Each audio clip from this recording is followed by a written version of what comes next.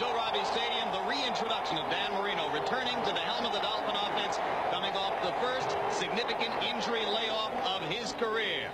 So it's the opener between the New England Patriots and the Miami Dolphins in Joe Robbie Stadium, where for most of the hour and a half before game time, a steady rain fell on an uncovered field. So we can look for some iffy field conditions. Temperature 91 degrees, humidity 60%, the wind out of the southeast at 16 miles per hour, and we expect more thunderstorms as the day goes on. Here's a look back on tape at the kind of rain which fell here within the past hour and the field condition under that rain. And now the Dolphins prepare to kick off. As Marino waits on the sideline, New England will receive, and the Patriots will have the ball to begin on offense as Pete Stoyanovich tees it up 1 inch above the grass, and Corey Kroom and Ray Crittenden wait near the goal line to receive for New England. Jim Lampley along with Todd Christensen, happy to be with you as we get ready to kick it off for the Dolphins and the Patriots on this opening day of the NFL 75th season. Crowd just filling the seats now in Joe Robbie Stadium. The rain abated within the past 10 minutes. And Stoyanovich's first regular season effort off the new 1-inch tee goes to the 8-yard line. Crittenden takes it and gets it back near the 30. Tackle made by Irving Spikes downfield for the Dolphins, a rookie free agent who has made an impression here. New England offensive line, Doug Skeen, a veteran at right guard, pushes Eugene Chung, #1 draft choice of a couple of years ago, out of a starting job. Backs and receivers focus on tight end Ben Coates, regarded by both coaching staffs now as one of the very best in the league. Third down package brings in new running back Leroy Thompson and Ray Crittenden to replace the running backs who come off for New England. And on first down, second-year quarterback Drew Bledsoe to pull the trigger for the Patriot offense. Throwing on first down, complete to fullback Kevin Turner, and Turner is out of bounds at the 35-yard line. Michael Stewart forcing him out for the Dolphins. Quickly, the Dolphin defense. Larry Webster starts in place of Jeff Cross at left defensive end today. First time in 91 games that Cross has not been able to start. The eye of the storm, Chuck Bullis, starting at middle linebacker in the absence of Dwight Hollier and the recently retired John Offerdahl. And Troy Vincent played just more than a quarter in preseason. He anchors the defensive secondary. And you saw the names of those who come on for the Miami dime defense. Second down, 3 yards to go for a first down for New England. Number 44, Marion Butts, gets his first regular season carry as a Patriot, and the Dolphins stack him up short of a first down. Marco Coleman making the stop from his defensive end position. And just based on what you saw there of Marion Butts and what you can see of the field position, it is going to be a struggle for running backs in that part. Marlin organization, clearly the eternal optimists, keeping the infield here. It is going to be difficult in the course of the game because of the fact, as you mentioned earlier, Jim, I think there are going to be some more rains, and the mudders are going to be key to the success of both teams today. Third down, 4 yards to go after Butts lost a yard on his first regular season carry for New England. Coates was in motion. The give was to Butts. And the Dolphins make the second critical run stop of the series. Tim Bowens, rookie defensive tackle, along with nose guard Chuck Klingbeil, there to make the stop for Don Shula's team. And the Patriots will be forced to punt from the muddy infield area. Rookie punter Pat O'Neill coming on, and this is not the way he would have envisioned his first NFL punt, Todd. Certainly not. He's going to have to show that he has the composure to, despite the treacherous footing, get a ball off. Don't be surprised if his feet come out from under him. Dangerous returner deep from Miami. Second-year man O.J. McDuffie, who was fourth in the AFC in punt returns a year ago. O'Neill gets it off high and short. McDuffie runs up with a fair catch at the Dolphin 36. So Miami will have good field position to begin the offense outside their 35-yard line. And quickly, a look at the Miami offensive line. Richmond Webb, now the highest paid left tackle in the game, primarily responsible for protecting Dan Marino. Kerry Kirby is the man under the gun to give the Dolphins the running offense that they have lacked for years and lacked again in preseason. When Miami goes to 4 wide, McDuffie comes onto the field. Sometimes Kirby will stay in there. Sometimes you will see Keith Byers staying on the field. Marino's first play from scrimmage in a regular season game since October 10 of last year.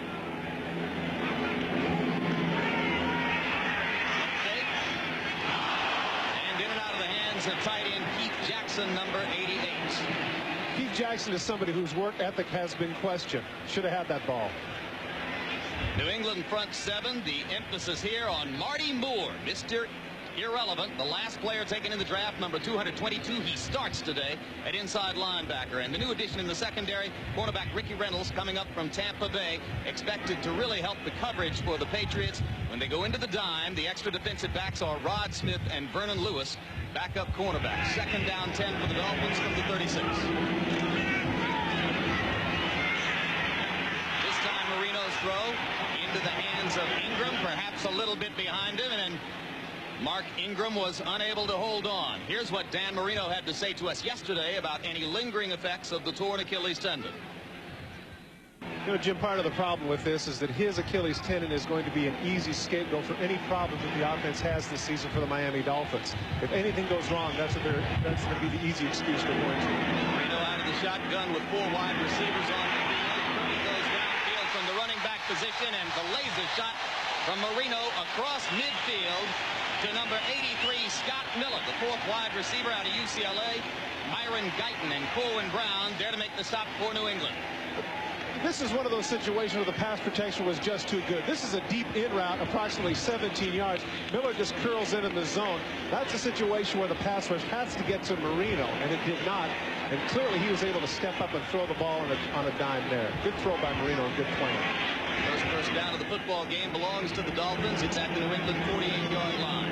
Kirby and Myers behind Marino. He gives it to Terry Kirby. And the second-year player out of Virginia has a couple before Mike Pitts makes the stop from defensive end for New England. Last year, Terry Kirby had 75 catches, second most by a rookie in the history of the National Football League. In fact, I think it was Keith Jackson, the other great rookie pass catcher. But the rushing is really the issue there. 3.3 per carry and 390 yards. Clearly, Super Bowl history has taught us that to get to that distance, you have to have somebody that can carry the ball 20 times a game. And right now, even Don Shula admitted to us he's not sure that he has that back on his roster. Second down, something up to New England 45. Marino under center, gives to Kirby again. Good hole. And Kirby gets it down near the 40-yard line. Marty Moore, number 58, is the man who makes the stop for New England, and you got to expect the Dolphins are going to try to go right at him. Accentuating this point, Jim, is the fact that you look over the last 4 years, and clearly the passing game is non-pareil, as everybody's aware of with Dan Marino. But the rushing statistics are the big problem. Interesting point, in 3 of the Super Bowls that the Miami Dolphins were in the 70s, and with David Woodley in 82, in rushing, they were 1, 2, and 3 during those years. And Shula is cognizant of that, hence the reason why this year they're trying to accentuate the rushing game. Third down 2. Is it a run or a pass for Miami? In years past, the Dolphins might have gone to the air. This time they try Kirby.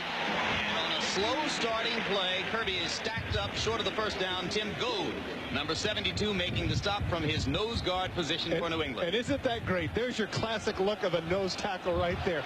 Face in the mud. The vertical jump by Kirby didn't affect him at all. He got right underneath him. Great play by Tim Goad. And as best we can tell from this vantage point, it looks like they're going to go for it. Fourth down 1. The ball is at the 39-yard line. It would have been a 56-yard field goal attempt for Stoyanovich had the Dolphins elected to go in that direction. Now they line up, appearing ready to go for it on 4th and 1. Give this to Kirby. Football is loose in the air and is picked off in the air by Myron Guyton of the New England Patriots. Marty Moore, number 58, the last player drafted out of Kentucky, was the man who made the hit in midair that forced Kirby to cough up the football. And how exciting for Mr. Irrelevant, the last pick in the draft. Watch number 58 stick his head right in there and strip the ball from Kirby. Guyton picks it out of midair. Big turnover for the New England Patriots, who are back on their own 40 when we return. One of the great human interest stories this year is Marty Moore, the last pick of the NFL draft. He's going to knife in here, and Kirby once again goes with the vertical jump. The ball is going to pop out, and Myron Guyton is going to come over here and make the catch. What an engaging young man this Marty Moore was, Jim. Yeah, terrific guy. Great positive attitude. As we said, Mr. Irrelevant, the honor which is accorded to the last player taken in the draft. On first down, Bledsoe throws to the recently acquired Leroy Thompson, picked up to be a third down back and perhaps to spell Butts at tailback. Gene Atkins knocks him out of bounds, but it's a big gainer for the Patriots into Miami territory at the 40-yard line. Well, people forget that Leroy Thompson was the man that took the place of Barry Foster last year and led the Pittsburgh Steelers in rushing. So it's not as if he's just a specialist out of the backfield catching the ball. He can run with it after, and you can see right there he delivers the forearm. Good first down gain for the Patriots. Call it the 39 of Miami. Patriots' first down of the game. Turner in motion. Bledsoe gives it to number 44, Marion Butts, and Butts is again stacked up by the Miami run defense. Chuck Klingbeil moving well laterally from the nose tackle position. This is a situation where the counter trade just took too long to develop. Take a look, though, at the inside linebacker, Chuck Bulla, the one who a lot of pressure is on him. Take a look at number 54 with the wide eyes, a la Mike Singletary. Pat Harlow gets a pretty good whack on him, but he's able to come in and at the last minute contribute with Klingbeil on the tackle. Loss of 1 on the play, second down 11. Butts so far unable to get on track for the Patriots. Bledsoe drops back and fires in the flat to number 83, Michael Timpson. And Timpson has first down yardage before he's knocked out of bounds by cornerback J.B. Brown. Take a look at how quickly Bledsoe gets the ball out to Timpson. Timpson's going to come out of his break, and the ball is right there. Watch number 83. There's the break. There's the ball. He never breaks stride. Then he cuts upfield. Normally, when quarterbacks throw this ball, Jim, this is a 7-8 yard gain tops. But because of Bledsoe knowing the offense better, getting the ball out to Timpson on the run, that's a first down. I think that's one of the key differences between Bledsoe last year and this, his sophomore season. Timpson was man up in the slot with Troy Vincent, and Vincent looked a little hesitant. On first down now, Butts breaks loose. Oh, man.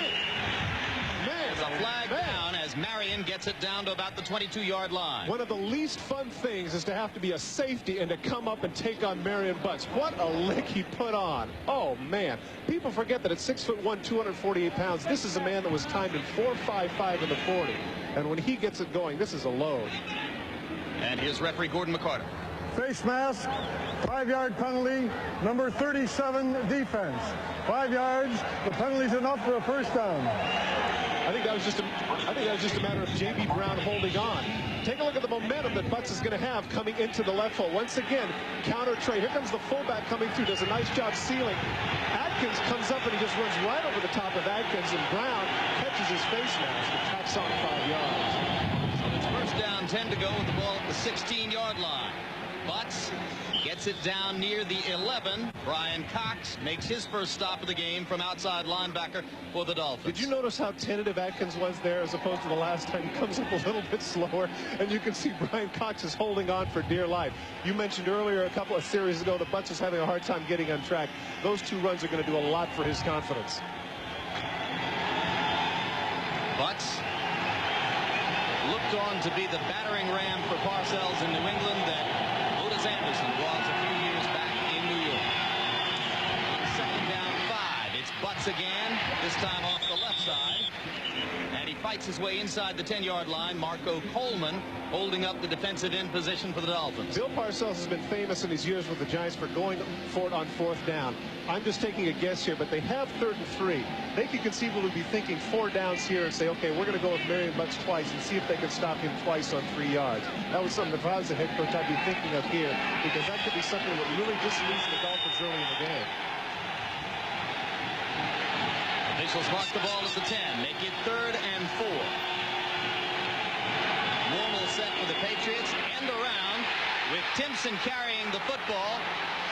And he gets away from 2 men and fights his way down to about the 7-yard line before Gene Atkins makes the stop for the Dolphins. What a tremendous second effort, and an interesting call by Bill Parcells. Normally a little bit more conservative, but he gets the first down. Brian Cox, Jim, was not fooled on the play. Take a look to the left of your screen. Number 51 is not fooled by the misdirection. He sprints right out. He has his eyes set on Timpson, but can't come up with a tackle. Bulla oversides it, and there's a nice block there by Brisby, who knocks J.B. Brown out of the play, enabling Timpson to get the first down. So the excellent block by wide receiver Vincent Brisby sets up the chance for Timpson to fall forward for the first down, and it's 1st and goal New England at the 6. Double tight end set now for the Patriots, and there's timeout on the field. Bledsoe will go talk it over with Parcells. We'll be back to Joe Robbie Stadium in a moment. Hey, you know what? Jim Lampley along with Todd Christensen. 5:58 to go in the first quarter. 8th play. New England drive coming up. Second possession for the Patriots. So far they've gone 53 yards in 7 plays to set up first and goal at the 6. Marion Butts in with the football. Running room on the left side, and he hammers Atkins and takes it down to about the 1-yard line. Atkins got help from Chuck Bullock and was finally able to force Butts out. I tell you something, Gene Atkins, the free agent from New Orleans, got a pretty good chunk of money to come to the Dolphins. And in 3 plays, he has already earned his money, taking on big Marion Butts and riding him out of bounds just inside the 3. That's the 3rd time he's had to run roughshod on Butts in this series. And I tell you, he's got to be in some pain. It'll be 2nd down, goal to go. They mark it out at the 2-yard line. Right set for the Patriots. And Butts again with the football. And now he gets it down to about the 1-yard line. J.B. Brown coming up in the corner to wrap Butts up and keep him out of the end zone. One thing I've never understood, Jim, about this is that clearly they've been running effectively with their normal set. Then all of a sudden you go into your goal line set and you decide to run. What does that do? It packs everybody in. It limits the spaces, and all of a sudden a big guy like Butts doesn't have the same amount of room to run in. I'm surprised, too, that they don't just go with the regular set and go with their standard running game and not allow the Dolphins to pack 8 people in between the hashes. 3rd down. 1 yard out. Still the goal line set. And it's Kevin Turner with the football. And the 3rd-year fullback out of Alabama has it over the goal line. Patriots jump on top.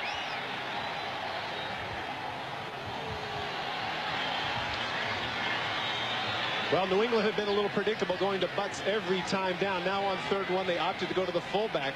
And the youngster who had a 69-yard touchdown run in the last game of the exhibition season shows his mettle. All you got to do is, here they get a stalemate. They don't push anybody off the ball. Actually, the Dolphins do a pretty good job of holding up, and all they needed was a yard, and the 235-pounder got it for them. And out of Scott Zolak's hold, Matt Barr adds the point after touchdown for the Patriots. So with 4:44 to go in the first quarter, New England leads 7-0. Patriots went 59 yards in 10 plays to score. This was the key play of the drive on 3rd and 3. They go with the reverse, and it doesn't surprise anybody. Brian Cox has it, but instead he's able to avoid him. Watch Vince Brisby now come up with a big block on J.B. Brown that enables Timpson to reach forward, get the first down. That was the key play of the drive, setting up the touchdown plunge by Turner. Of course, so we come back live, and O'Neal gets ready to kick it off for New England with McDuffie and Spikes waiting. They kick it to McDuffie's side of the field. O.J. gets it across the 25 to about the 28-yard line. Pretty good kick coverage under the circumstances for the Patriots. Interesting point here, Jim, is that in the preseason, they had a lot of the kickoffs. Excuse me, go ahead. Well, let me tell you that at 2:30 Eastern Time next Saturday, we'll be bringing you the beginning of our home schedule for the Notre Dame Fighting Irish, the 3rd-ranked Irish, at home against 5th-ranked Michigan. As you know, if you follow college football, both teams played yesterday, and both teams got their seasons off to successful starts. Michigan with a 34-26 win, and the Irish, of course, with the big win over Northwestern last night, 4 touchdown passes for freshman quarterback Ron Paulus. Now 1st down 10 for the Dolphins at the 28-yard line, and Purdy on 1st down has a couple across the 30 to about the 31. You know what, Jim, getting back to Paulus, how many times do you get a situation where somebody actually, I mean, you're somebody who's in the boxing business, how many times does a fight actually live up to the hype? This kid lived up to the hype. Look at the numbers there. 18 for 24, 291 yards, and 4 touchdowns. I mean, everybody was talking about he's going to be the greatest ever, and he hadn't even played a game. First game, he certainly justified all that hyperbole. And he had to endure an entire year of the hype because of the injury that kept him off the field a year ago. I say freshman. He is, in fact, a redshirt freshman. 2nd down 8 for the Dolphins after the 2-yard gain by Kirby on 1st down. Marino finds Kirby out of the backfield, and the young man who had 75 catches a year ago is to the 35 before he's brought down by Marty Moore and Chris Slade. I think it's pretty important here that the Dolphins get a 1st down. They don't want to go 3 and out, particularly now that New England had just scored, has a little momentum going. 4 wide receivers on the field for the Dolphins. The dime on for the Patriots. 6 defensive backs. So here comes Byers out of the football game for Miami. I'm surprised, too, Keith Jackson is out of the game. He's one of the few tight ends left in the National Football League that stays in on 3rd downs, or did. Now they're going exclusively, it appears, with their 4 wide package. And Marino out of the shotgun. He can get the football beyond the 39-yard line to pick up the 1st down.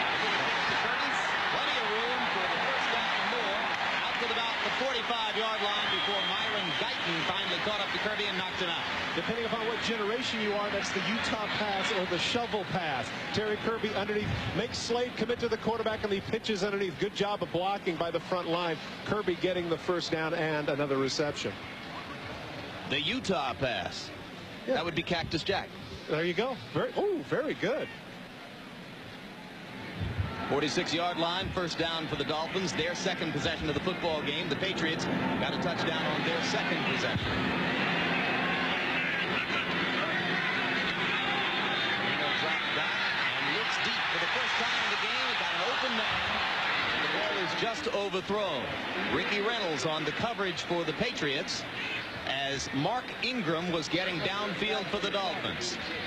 Now let's take a look at Marino's drop, Todd. Didn't look like there was anything wrong with his feet there. Check out the plant. Watch him bounce on the right foot there. That's how he's always done it. Goes off the toes. Now, certainly here, there's nothing wrong with his arm. That's about 50, 55 yards in the air. And that's one of the points that he made to us yesterday. He said, hey, I don't throw with my Achilles. The numbers on Marino to this point in the game. Let's also mention that 2 of those are clearly drops. 2:24 still to go in the first quarter. Time the screen. Kirby is blasted in open field by Maurice Hurst. A 6-year corner out of Southern, signed to a contract by the Patriots that they hope will keep him there for a long time, and Parcells loves this player. Sometimes they guess right. You see the feet right here. Marino once again get a chance to look and see his plan. Take a look at the feet. They're not fooled at all by the screen. Maurice Hurst saw that coming a mile away, and you can see there a number of the New England defenders saw the exact same thing. Poorly advised play. With Hurst and Reynolds in the lineup, Bill Parcells feels he has a pair of corners that can compare to any in the Eastern Conference. Marino down the field on third down, and this time he gets the ball to Ingram underneath the coverage. Ingram breaks the tackle and gets it deeper into New England territory about the 35-yard line. Rod Smith finally making the stop for New England. Now, Jim, they're going to bring the ball back, and it's going to be interesting where this spot is. It's very close to the first down marker, and I don't think the fans are going to be very happy about it. Once again, great protection by the front line. Marino has plenty of time, and a very deep hook by Ingram. Now, let's see if his knee goes down. Does his knee go down? It looked right there that it was just down on the right hand, but they're going to bring it back. And fortunately for the Dolphins, it is a first down. It was third down 14, so that spot was critical, but the Dolphins do get enough for the first down, and they move it back to the New England 44. And Marino has to use a timeout as he was unable to get the play fully communicated to his teammates. So with 47 seconds left in the first quarter and the New England Patriots leading 7-0, Marino takes his first walk to the sideline to talk with Don Shula and staff. He'll be back. Take a look at the end of the play. Mark Ingram goes for the extra yardage. Ron Heller thinks he's helping him by pushing him down, but take a look at the face of Mark Ingram when he gets up. He gets a helmet full of mud. And that's time for substitution. He says, "Now you got to take me out. I got to clean myself off." That was great. He never got that mud blot on the AstroTurf at Giants Stadium. The artificial turf, I should call it. First and 10 for the Dolphins now at the 44-yard line of New England. It pitches to Kirby. And good tackling by the Patriots as they close the hole after a pickup of about a yard. Marty Moore and Vincent Brown, the 2 inside linebackers. And in Brown, 59, you got one of the surest tacklers in the league. Well, it was Marty Moore that finished him off there. You're right. Brown over 150 tackles last season. Voted, interestingly enough, and I believe it was, what was the fitness magazine? The Muscle and Fitness magazine. Muscle and Fitness magazine, the best body in the National Football League, number 59 for the Patriots. Mentioned that to one of his Patriots teammates, and he said, "Oh, no question. Not even a contest." Second down, 7 yards to go. They give Kirby credit for 3 on that play. Marino looking down the right side. Open man. In and out of the hands of number 80, Irving Fryer. The former Patriot #1 draft choice, Ricky Reynolds, again on the coverage. Very reason that they got Ricky Reynolds. Irving Fryer cuts up and he's got him beat here. And this is a terrific throw. Watch the left hand of Ricky Reynolds clearly beat right at the last minute. He gets the shoulder in there. That's an outstanding job of pass defense without being able to look back. He read the eyes of Fryer and put his arm up just at the right time to avoid interference. Ricky Reynolds played some terrific football for the Tampa Bay Buccaneers, but very few people knew about it. 2 years ago, it's my opinion, Jim, he should have been in the Pro Bowl. Third down, 7, 4 wide on the field for Miami. 6 defensive backs for New England. Marino out of the shotgun. Last play of the quarter. The heart in the throat of Don Shula as Marino dives inside the 35 down to the 32-yard line for the first down and gets a huge ovation from the crowd. And don't think that that doesn't motivate the team to see the man who's coming off a major injury willing to dive forward in the mud. The $4.5 million man down by 7, but excited when we come back. It's amazing what adrenaline will do for you. Here he is coming off the big injury. Everybody's saying, geez, you can't run, Dan. It looks bad. You've struggled over the last 2 weeks. Now all of a sudden the regular season's here. The endorphins have kicked in. There's no limp there at all. Diving forward to get the extra yardage, face in the mud. That's somebody that, forget the money, forget the All-Pros, forget the Hall of Fame. This guy's a competitor. He loves to play football. And after converting a third down into a first down for the Dolphins, Marino now prepares to try to take them in from the 32-yard line, the New England Patriots, as the second quarter begins. Patriots have had the football twice. They scored on their second possession. This is the second Dolphin possession of the game. Play of the drive. Under pressure, Marino fires over the middle, complete to Ingram. Number 21, Ricky Reynolds, is right there, but a good catch on the slant by Ingram. Here is the brace right here that Marino wears on his Achilles tendon. But of more significance, take a look at the muscle in his right calf right up here. Compare it with the left one, and clearly you can see that it's atrophied. In talking to Dan Marino, I said, what is the thing that is most tedious? He says, Todd, every single day is 200 toe raises. And that might not seem like a big deal, but I've been doing that now for nearly 10 months. And every single day I have to do it, trying to get that muscle back to normal. Second one after the 9-yard completion to Ingram. Football flags down as he gets first down yardage inside the 20 to about the 18, and we'll await the call from referee Gordon McCarter. Could be a hold. Or it could be a hand to the face.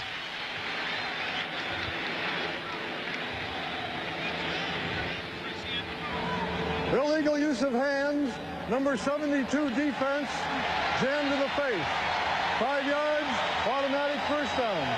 Beautifully done, Todd. First down for the Dolphins. That's such a tough call, though. You know, here you are battling all the time, trying very hard, and sometimes your hands can slip off and come up in the face.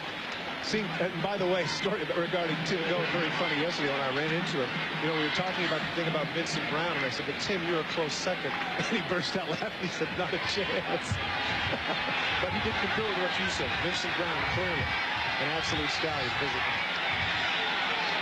13-yard line, first and 10 for the Dolphins. Marino throwing, and it's batted down in the crowd at the line of scrimmage. Mike Pitts and Tim Goad were both rushing with their hands up, and one or the other got a hand on the football. So it will be second down 10 for the Dolphins, who have sustained this drive, converting a couple of third and longs along the way.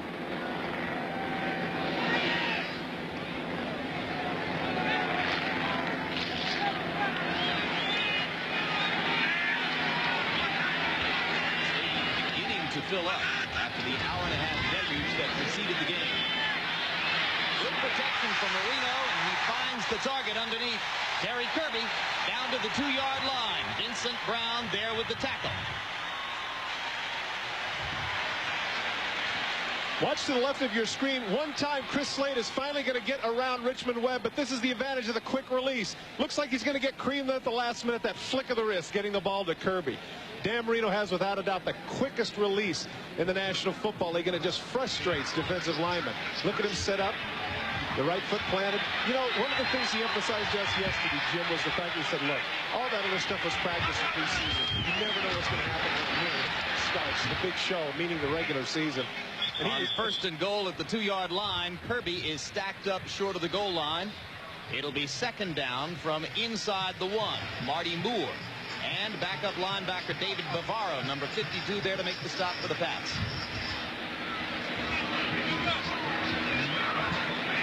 Just to finish that thought with regards to Marino, he was prophetic where that was concerned, knowing that once the regular season starts, it's a totally different story. He's certainly proven that on the field thus far in the first half. Dolphins trail 7-zip, second and goal from inside the 1.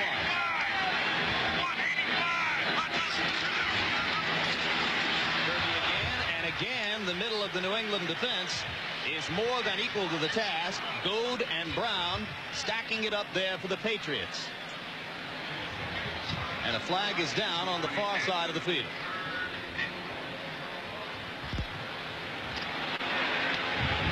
That's going to move him back 5. I'm surprised, Jim. 3 times now Kirby has jumped, and 3 times it's failed. One time he jumped up, he got stuffed. The other time he fumbled. Now this time he gets completely enveloped. 2 men moving and not resetting before the snap. 5 yards. Repeat, second down. So now an entirely different situation for the Dolphins as they'll move the football out to the 6-yard line. Good look at Bernie Kosar, the new backup quarterback for the Dolphins. Regarded by many, including our studio commentator Joe Gibbs, as a potential critical factor in the AFC East.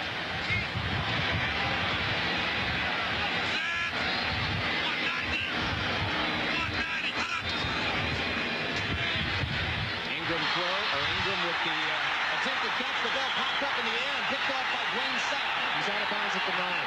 This is all for nothing.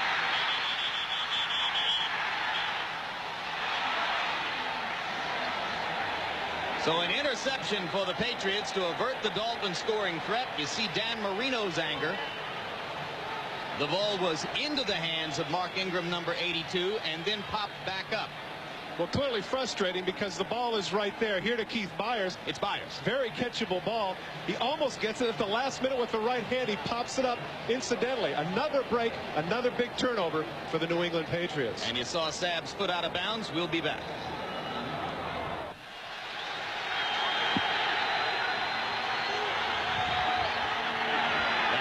Joe Robbie Stadium, Jim Lampley along with Todd Christensen on first down for the Patriots from their 9-yard line. Marion Butts takes it out across the 10 before he's knocked down by rookie defensive tackle number 95 Tim Bowens of the Dolphins. The Dolphins get the football for 13 plays, 64 yards, 7 minutes 47 seconds, could not score. That was not a happy man after that. You saw him getting off the field. He was very, very angry. He was screaming at some people. You can see right there, still pointing. Not very happy about what happened on the field there. The ball at the 13-yard line, second and 6 after the 4-yard pickup by Butts. Bledsoe throws in the flat, complete. For first down yardage across the 20 to the 23, Vincent Brisby makes the catch. J.B. Brown with the stop. Conservative throwing down here. Good decision by Bill Parcells. Short passes, getting them out of here. Getting out of deep in their own territory. He said that he's not as conservative as everybody thinks. He's got the great quarterback, and he's going to use it. First down with the football marked at the 24. Once again, and this time he stopped in his own backfield before he can get going. It was number 90 Marco Coleman penetrating across from the defensive end position. Take a look at the interception. Watch at the end Byers' right hand in an effort to get the ball on the second try after one handing with the left hand. Watch his right hand is actually going to flip it up just as he's about to fall down. He reaches up there, and that's when the pop-up comes up for Sapp to make the catch. And Jim, as you pointed out right there, he steps out of bounds at the 9-yard line. It's still a big turnover for the Patriots. On second down 11, Butts out of the football game. Leroy Thompson in a tailback for New England. Bledsoe gets it away on the screen, and it's Thompson with the football, but he's wrapped up by Brian Cox, the big play linebacker of the Dolphins. Great play by Brian Cox, not just on the tackle, but the way the screen was set up. Unlike the Dolphins screen, watch the left of your screen, number 51. They set this up very well. Watch the vertical jump. He jumps over the block of Cratch, comes back, and makes the tackle. Great play by Brian Cox. Dolphin defense looks to Cox for leadership and inspiration. One of the fieriest players in the league. Third down 11 now from the 23. Regular set for New England. Bledsoe down the middle. Interception opportunity, but it gets away from the Dolphins. Vincent Brisby was the intended receiver. Gene Atkins was there on the coverage for Miami. And Brisby wasn't very happy about it. He said he got pushed in the back, and so does Bledsoe as he came downfield. Watch the middle of your screen. Coming at the bottom is going to be Brisby, and watch trailing behind. Does he get pushed before the end of the play? Here comes the throw. Right there, he pushes him down, and Brisby wants to know what's the deal. Evidently, the officials decided that was incidental contact. Rookie punter Pat O'Neill inside his 10 for the Patriots. O.J. McDuffie comes up to take a look for the Dolphins. He'll take it at the 40. Across the 45 to about the 47-yard line, so it will be excellent field position for Miami. Rod Smith on the tackle for New England. But the Patriots, having capitalized on one scoring threat of their own and averted a Dolphin threat, lead 7-0. We'll be back. Back inside Joe Robbie Stadium, where for the moment we have dry skies. 9:11 to go in the second quarter. The Dolphins, frustrated, trailing 7-0 against New England. Their last possession, they took the ball 64 yards down to the 1-yard line before Dwayne Sabb interception of a pass deflected off the hands of Keith Byers stopped the scoring threat. Now on first down, Terry Kirby with the football for the Dolphins, and he gets near or perhaps across midfield before Bavaro and Willie McGinnis make the stop for the Patriots. First chance we've had to call the name of the 4th player taken in this year's draft, outside linebacker Willie McGinnis. And he was somebody that yesterday when we were chatting with him, I asked him about the inevitable comparisons that have to happen with himself and LT, because everybody was talking, you know, the comparisons are just too obvious. The linebacker, Parcells, et cetera, et cetera. All he said is that in 10 years he hopes they don't think of him in the same way as they think of LT, but right now comparisons are unjust. Play action on 2nd and 6. The downfield throw is broken up at the Dolphin 30. Intended receiver was Ingram, and Myron Guyton was there from his safety position. And once again, you saw Marino coming downfield, not very happy with either the cut or the route. You can see he's getting a little bit frustrated by that last series. I think it's still spilling over. Here's the route downfield. He gets in the zone, and there he looks. There's what he's frustrated about. He stops instead of keep running. That's what Marino was waiting for. That's why he waved his right hand. Keep going into that seam of the zone. 6 defensive backs in the game for New England. 4 wideouts on the field for Miami on 3rd down 7. Good protection for Marino, but the throw is behind Irving Fryer. And again, Marino not terribly happy with his receiver on that play. Here's the young pass rusher, number 55. He said it was difficult to adjust to going from a stand-up position because he played defensive end in college. Ron Hiller there does a nice job saying, welcome to the NFL, rookie. It's not going to be that easy. So Willie McGinnis goes back to the sideline. Jim Arnold comes on to kick it for the Dolphins. Arnold in his 12th year in the league.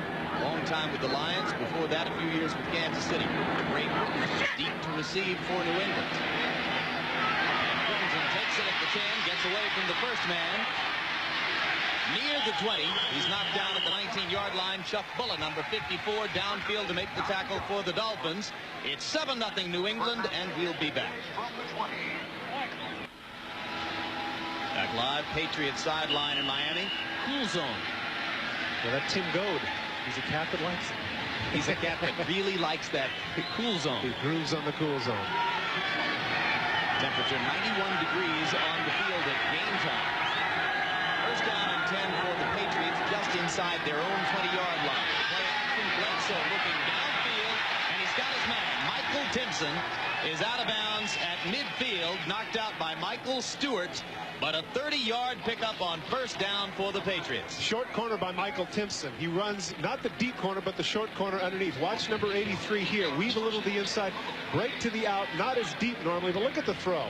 Right on the mark between 2 defenders. Nice throw by Bledsoe. Dolphins picked up Michael Stewart to play strong safety as a free agent from the Rams. The knock on him is that he can get beat deep from time to time. Well, clearly that was his zone coverage, and he certainly doesn't match up man for man with Timpson. On first down, Butts the football across midfield about the 49-yard line. It'll be second down for New England after the tackle by Chuck Bulla from his middle linebacker position. Rick Meyer set an NFL rookie record last year with 2,833 yards passing. But what if Drew Bledsoe had played all 16 games, Todd? Well, I think that clearly he would have been past Meyer, and everybody got excited about the records that he set. But there's the projection if he'd had those other 3 games.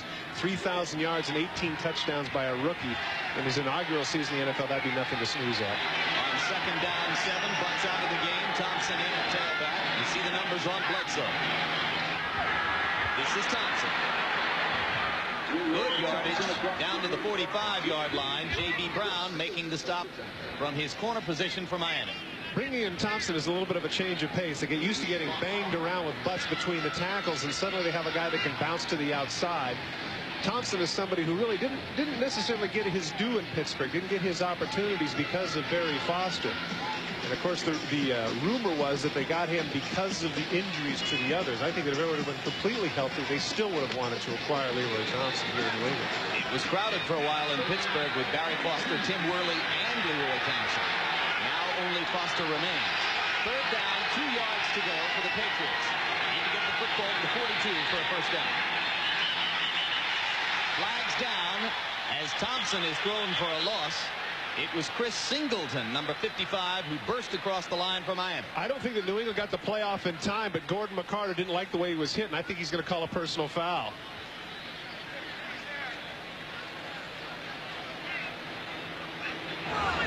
Delay of game, offense, personal foul, unnecessary roughness, 55 defense. A hit after the whistle. By rule, the 5-yard penalty is declined. We enforce for the major penalty. Yes, sir. Terrific break for the Patriots, and the story there, of course, is that Singleton was in 1990 New England's first-round draft choice. Yeah, interesting point here is the fact that Singleton, how many times have you seen that, Jim, where in a situation there's a hit after the whistle, it looks like it's, well, everybody's no big deal, the whistle's blown. That time Gordon McCarter decided that's enough, I'm throwing the flag. Right there the whistle's blown, you can see clearly he's slowing down. But right there Singleton puts the hit on him, and there's Thompson gets up and doesn't appreciate it, but Gordon McCarter steps in between with the yellow linen. That's the final say. So a tough moment for Singleton, hoping to make a mark against his old team today. The cynical fan in New England would say, well, he never made a hit like that in 4 years here with us. And he was the 8th pick of the draft. I believe it was in '92. He led the Dolphins in tackles during the preseason.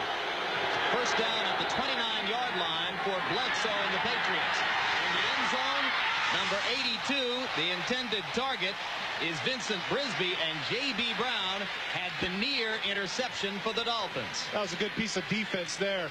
Take a look at Brisby. He's going to get the inside on him. He's running the fade. Normally this is an outside route. Bounces to the out. Now he cuts back. He's going to cut across his shoulder right there. The ball is right where it should be, but take a look at Brown anticipating, jumping over the top, almost coming up with a catch. Good piece of defense there by J.B. Brown. Somewhat of a guy who is in the shadow of Troy Vincent and some of the other defensive backs, but an outstanding corner in his own right. Second and 10 now for New England. Football right in the middle of that soaked infield area.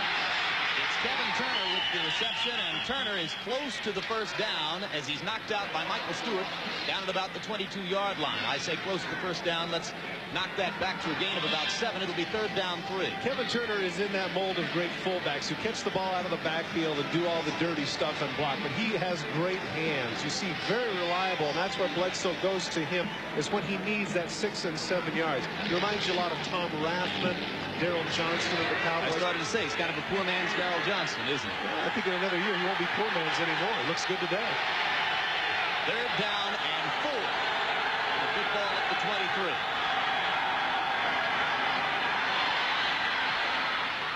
Fires underneath to Michael Timpson, and Timpson is close to the first down.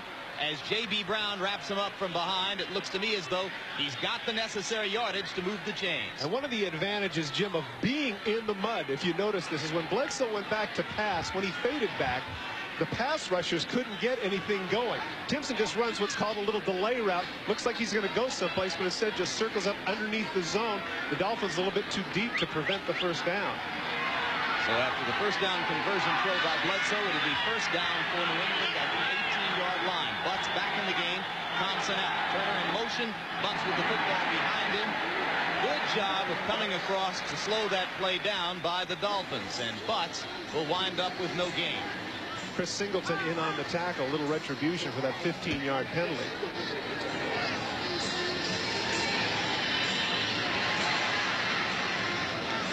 One of the effective things of this drive, Jim, is not simply the fact that they're getting into scoring position, but they're taking a lot of time off the clock now at 4:30 and running. And everybody that knows anything about the NFL says that the best way to stop the Miami offense is to keep Dan Marino on the bench. Patriots have played their game plan to perfection in the first half, mixing the run with the pass, possessing the ball for long periods. 2nd and 10 into the end zone, picked off. Brisby was the intended receiver. The man who elects to bring it out of the end zone is number 23, Troy Vincent.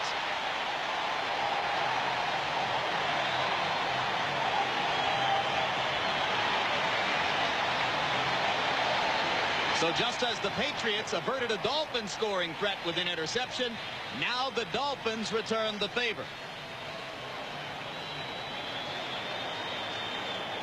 One of the problems here is that Bill Parcells pointed out with regards to Drew Bledsoe is the point that he made some bad decisions. Here was one of them. Inside the 20-yard line here, he throws into double coverage down near the goal line. Take a look near the goal line, right around here. That's double coverage. Look at the two Dolphins waiting on the ball. He forces it up there, and the tip by Atkins enables Vincent to come up with the football. And Vincent, as you saw, got it out to the 9-yard line after choosing to bring it out of the end zone. So Atkins and Vincent teaming to force the interception, and the Patriots come up with no score. On first down, Terry Kirby with the ball for the Dolphins, and flags fly as Kirby gets across the 10 before being knocked down by Ray Agnew. Marino was screaming back there, screaming for the face mask penalty, and then finally Gordon McCarter saw it and said, "Okay, Dan, I see it," and he threw the flag.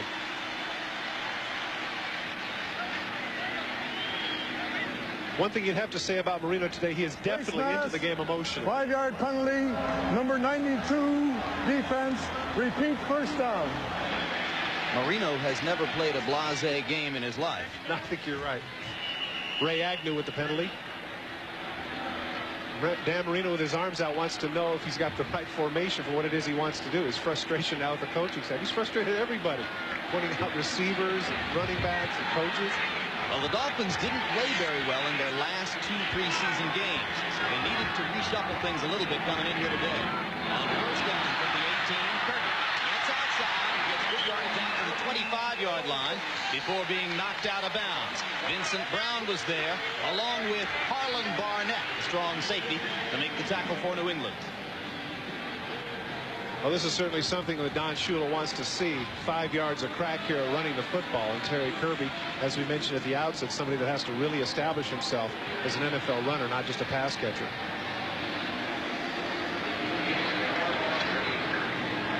There are the numbers on Kirby.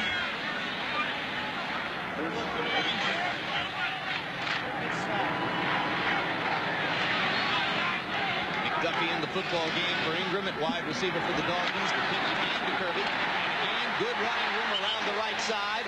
He's all the way out to the 35-yard line. Clock will continue to run.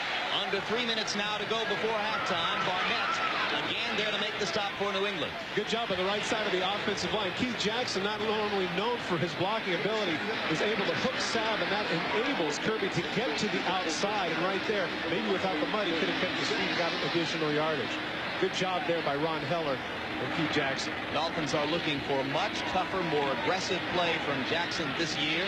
They freely state that they were disappointed in his play last year, and they'll enjoy seeing that block on the films. So it's another first down for Miami. This time the ball at the 36, and now Marino wants to go down the middle of the air. Mark Ingram will go all the way.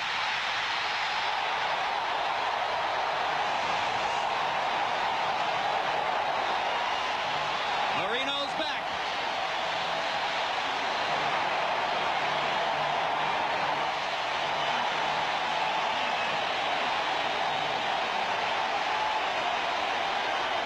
.64-yard touchdown pass. is the 299th of Dan Marino's career.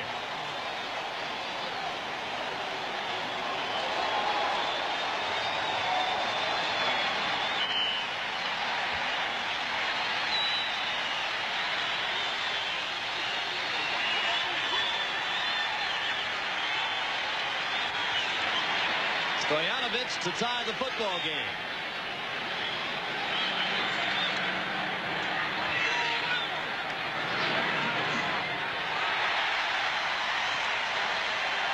Two minutes, 15 seconds to go before halftime, and we are even now on the scoreboard at 7 apiece.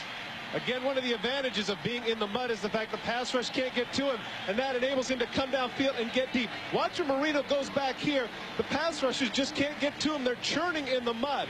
And I don't know how many quarterbacks in the league could make this throw right on the money. Catches him in stride on the post pattern. What a throw by Marino. And is he excited about it?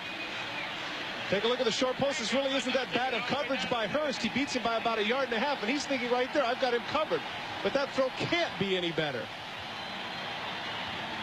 And you see Dan Marino, he's going to point to the sidelines as excited as he is. That's thanking Gary Stevens for the call. Touchdown. Yes. Little of that Wayne Gretzky with the arm pump, and he points over to Gary Stevens and says, nice call. Not even the tiniest little bit of arc on that throw, Todd. Yeah, you know what? I've seen a lot of great quarterbacks, as have you. You know, there's John Elway and the way they throw the balls. But that release and that quickness, the way the ball gets there in a hurry. And if you're Maurice Hurst, what do you say? I was only beat by 1 yard, but there's the ball. We mentioned that Marino's touchdown pass was the 299th of his career. With one more, he becomes the second quarterback in National Football League history to pass 300 touchdown passes. And Fran Tarkenton, as you see there, was the only other man to achieve that distinction. Tarkenton needed a few more years to do it. Dan will Marino if Dan gets that one more. You're right. I was about to point out there that that's the big significant factor there. All of this done in a mere 11 seasons. Amazing. So Stoyanovich will kick from the 30. Corey Kroon and Ray Crittenden are deep for New England. You can see that it is the left foot of Marino, not the Achilles damaged right foot, that's getting work from the trainer there. Probably just cleaning off the cleats on his shoes.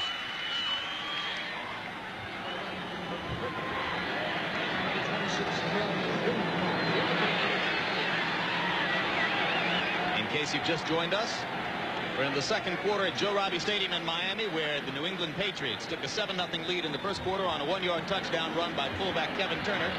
And just moments ago, Dan Marino got the Dolphins even on the scoreboard with a 64-yard shot to Mark Ingram. If you just joined us, that's too bad, because maybe this hasn't been all that artistic, but this has been a good football game. I like the way it's been played. Physical, you know, a little bit of the mud. I like it. It's been good. That drive for the Dolphins, more than 90 yards after the interception that stopped New England's threat. Crittenden with the kickoff. It's across the 30 to about the 32-yard line.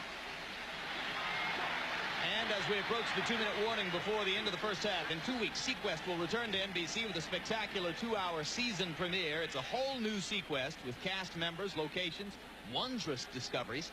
It all returns 2 weeks from tonight right here on NBC. 2-hour season premiere of Roy Scheider and Sequest.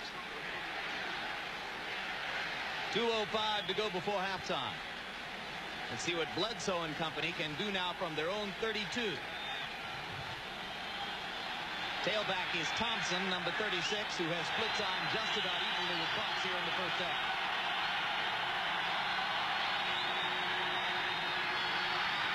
Bledsoe pumps twice and finally looks for number 82, Vincent Brisby, and Brisby was unable to gather it in. J.B. Brown on the coverage. Clock reaches 2 minutes to go before halftime. It's 7 apiece, Dolphins, Pats, and we'll be back. Jim Lamplin, Todd Christensen back live in still baseball appointed Joe Robbie Stadium. New England Patriots and Miami Dolphins tied up at 7 apiece. Stay with us at the half for the Domino's Pizza NFL Live halftime report. Greg Gumbel, Joe Gibbs, and Mike Ditka will bring you up to date with scores and highlights of all the action from around the league that is coming up at halftime. The league wanted scoring, and they got it in the first half of action today between 1 o'clock and 4 o'clock. A lot of touchdowns. Bledsoe. Oh, what a catch. Down. spectacular catch by tight end Ben Coates. Coates' first catch of the football game, and what a way to reintroduce himself to the Dolphins secondary. Free safety Gene Atkins made the stop for the Dolphins. When I asked Bill Parcells yesterday, I said, contrast him with Mark Bavaro. And he said, well, you know what? He's bigger and he's faster. And what hands there. Diving catch. Great job by Ben Coates. First down in Dolphin territory. It's Leroy Thompson with the football. Chuck Bulla making the stop for Miami after Thompson has a gain of about 4 yards across the 40 down to about the 37-yard line. Clock running. Bledsoe hurries the Pats up to the line. And that's Kevin Turner coming out of the backfield to make the catch and move the chains with a first down for the Patriots at the 30-yard line. Frankie Smith makes the stop for the Dolphins. Patriots use a timeout. Once again, they're in a situation where they're in the mud. It's going to help him passing. He'll be back in a moment.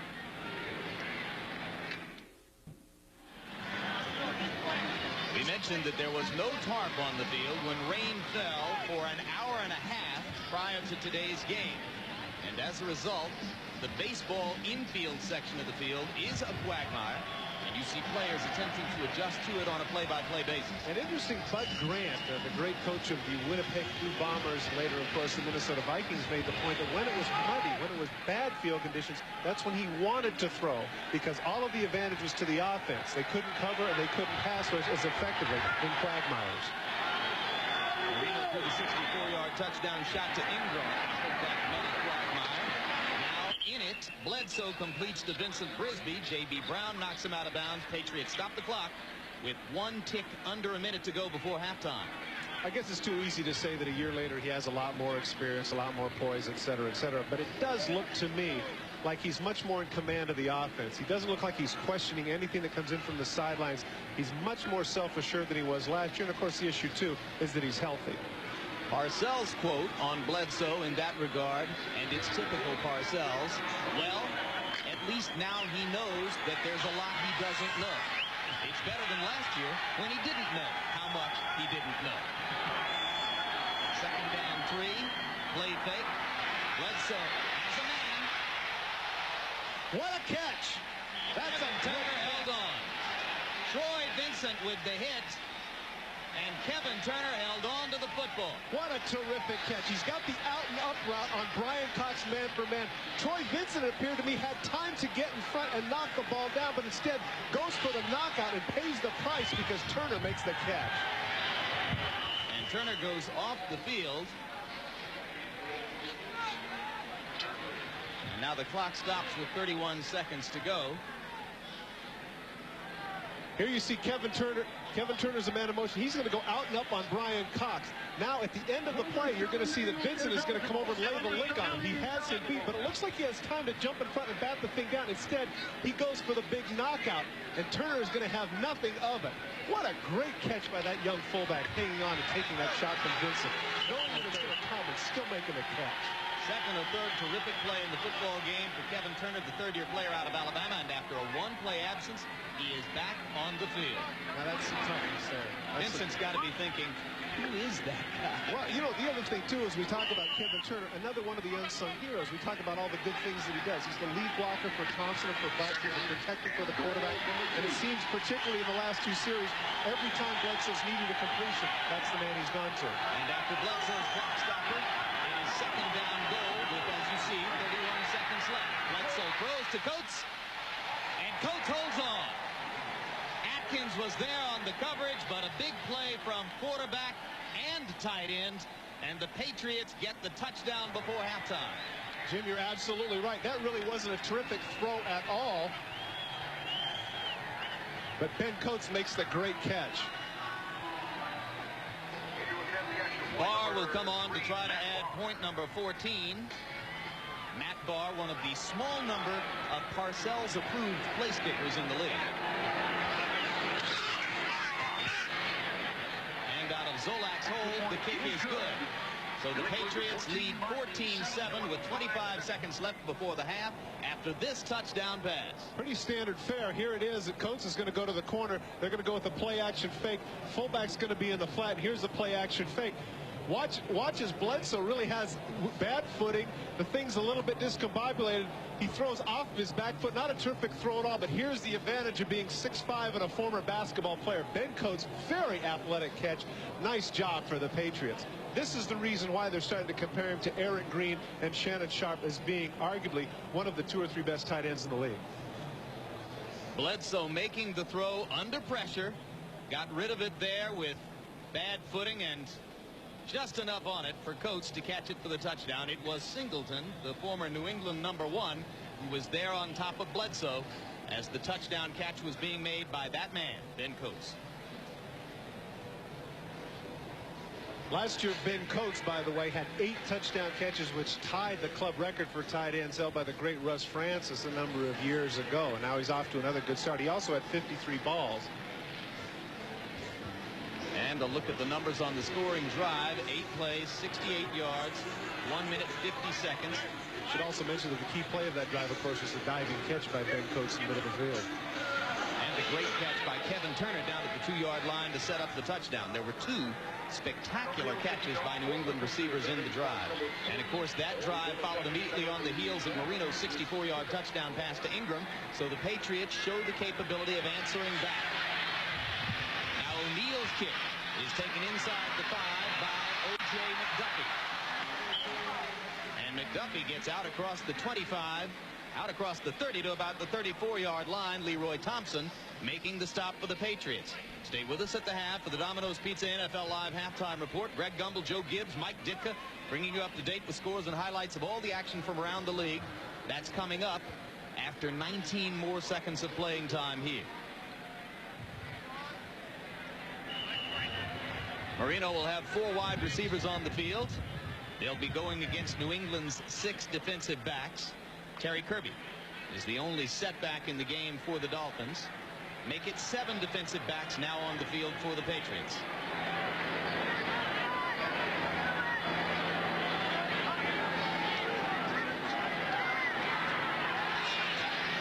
Plenty of time, as you might expect. Good shot.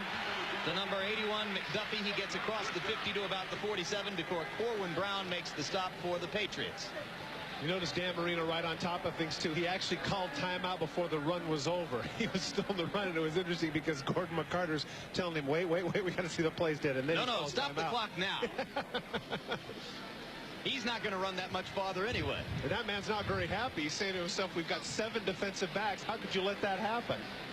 Ricky Reynolds is high-priced free agent. He's screaming at it, not pleased at all. That's not what he was saying about Reynolds behind his back yesterday, when he was considerably more courteous to the new acquisition. Well, there's something about the sidelines, Jim, that gives you the idea that it's very different. The emotions are high. Dan Marino the same way. Very, very passive yesterday, very casual. And all of a sudden he puts on the uniform, and it's a different situation. It's a Jekyll and Hyde. The season has begun. Good.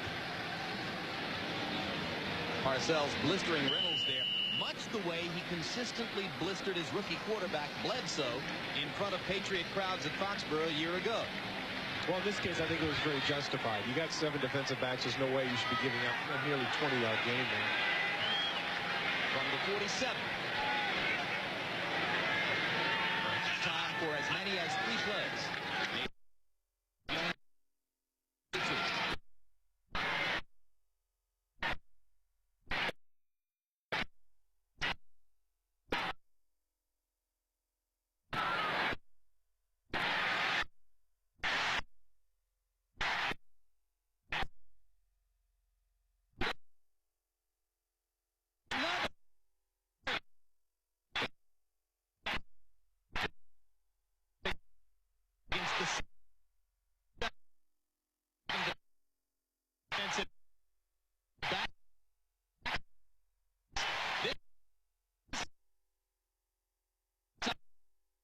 It's Scott Miller who gets it.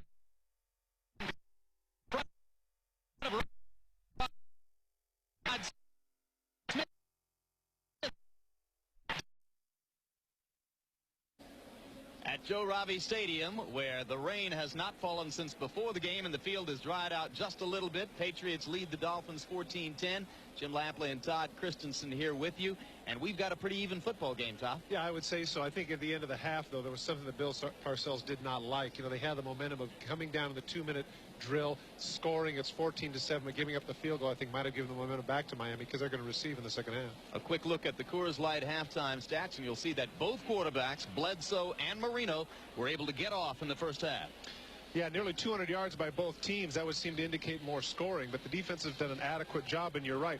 Quarterback comparison is going to be a situation to where is something interesting. And here's a look at the quarterback comparison. You can see that Bledsoe was 13 of 18, Marino 10 of 18. Marino with more yardage, much of it on the 64-yard touchdown shot to Ingram. Both with 1 touchdown. Both were victimized by interceptions near the goal line. Well, we've been talking a little bit about the injury on the right. This is pre-injury. Take a look at how he backs up there on the AstroTurf. Bounces on the right foot and seems to be pretty capable. Right there you can see no problems. Leans forward. Now let's take a look at him after the injury. Here to the left, the touchdown throw. Now a lot of us realize that this is the mud, but I don't see that much difference anymore. I don't see the gimpiness. And of course there's always that magic arm.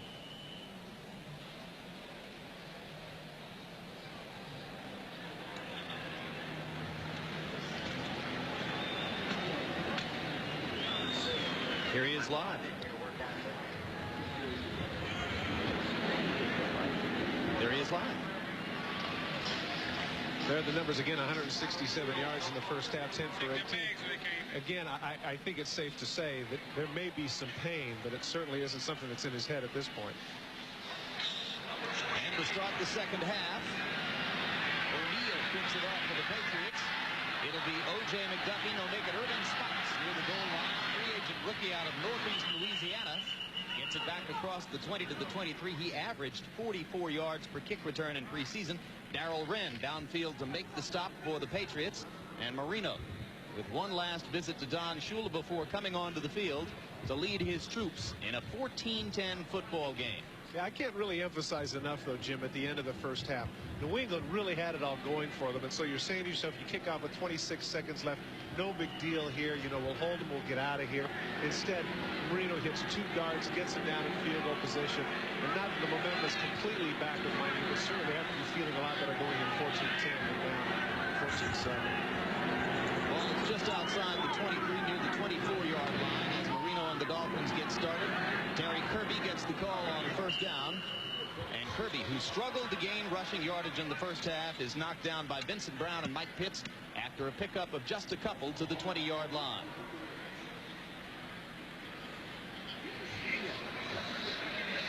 Twelve rushes, 42 yards for Kirby. Better than his preseason average, which was under 3 yards per carry. Yeah, again, you know, it's one thing to give lip service to the running game, but there is a time when you actually have to do it. It appears here that Miami is making a much more conscious effort of getting the requisite balance. Second down 8 from the 20. Kirby again to the right side, and no one on the New England defense is fooled. Pitts was there one more time, as was Tim Goad coming over from the nose tackle position. Good pursuit on the part of the Patriots inside people now, forcing a 3rd and long.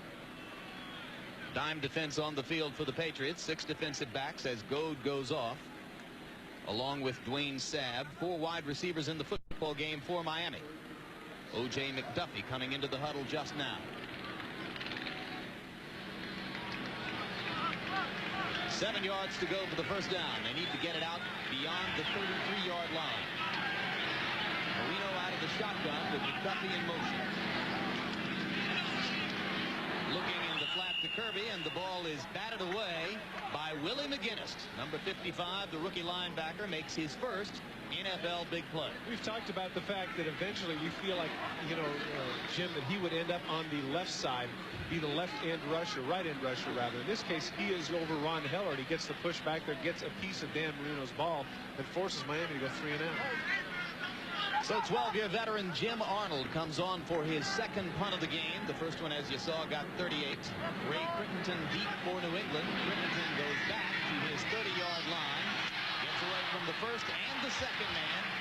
But is wrapped up as he gets across the 35 to about the 37-yard line. Sean Hill, reserve cornerback of the Dolphins, downfield to make the stop. The stop, I should say. Next Saturday, we remind you, the excitement of Notre Dame football returns to NBC. Number 3 Notre Dame in the Associated Press poll with new quarterback Ron Paulus taking on number 5 Michigan in a major test for both teams. The game to be played at South Bend, and we remind you, 2:30 Eastern Time, 11:30 Pacific Time. Paulus will play. Tyrone Wheatley questionable for the Michigan Wolverines. Although I will say this, his substitute yesterday gained some 120 yards, a name that I can't pronounce. You can.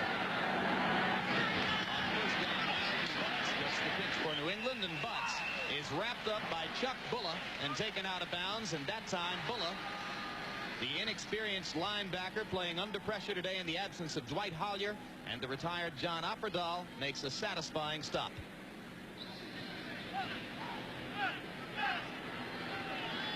Chuck Bulla, 8th round draft choice a couple years ago on the part of the Eagles. Practice squatter who played in 3 games for the Dolphins last year. He was quite calm in our discussions yesterday about the prospect of starting the game today. And he's held up reasonably well. Second down 10. Bledsoe looks down the middle to Coates, and Coates has a chance to go all the way. Breaks a tackle and goes on into the end zone. Touchdown, New England. Gene Atkins was the man with the last chance to prevent a 63-yard touchdown play, and he couldn't get it done. And just as you mentioned Chuck Bulla, Jim, that's what happened. They caught him in coverage. It was an inside-out situation for Bulla. Had Ben Coates man for man, and Drew Bledsoe saw it, got him the ball, and he went the distance.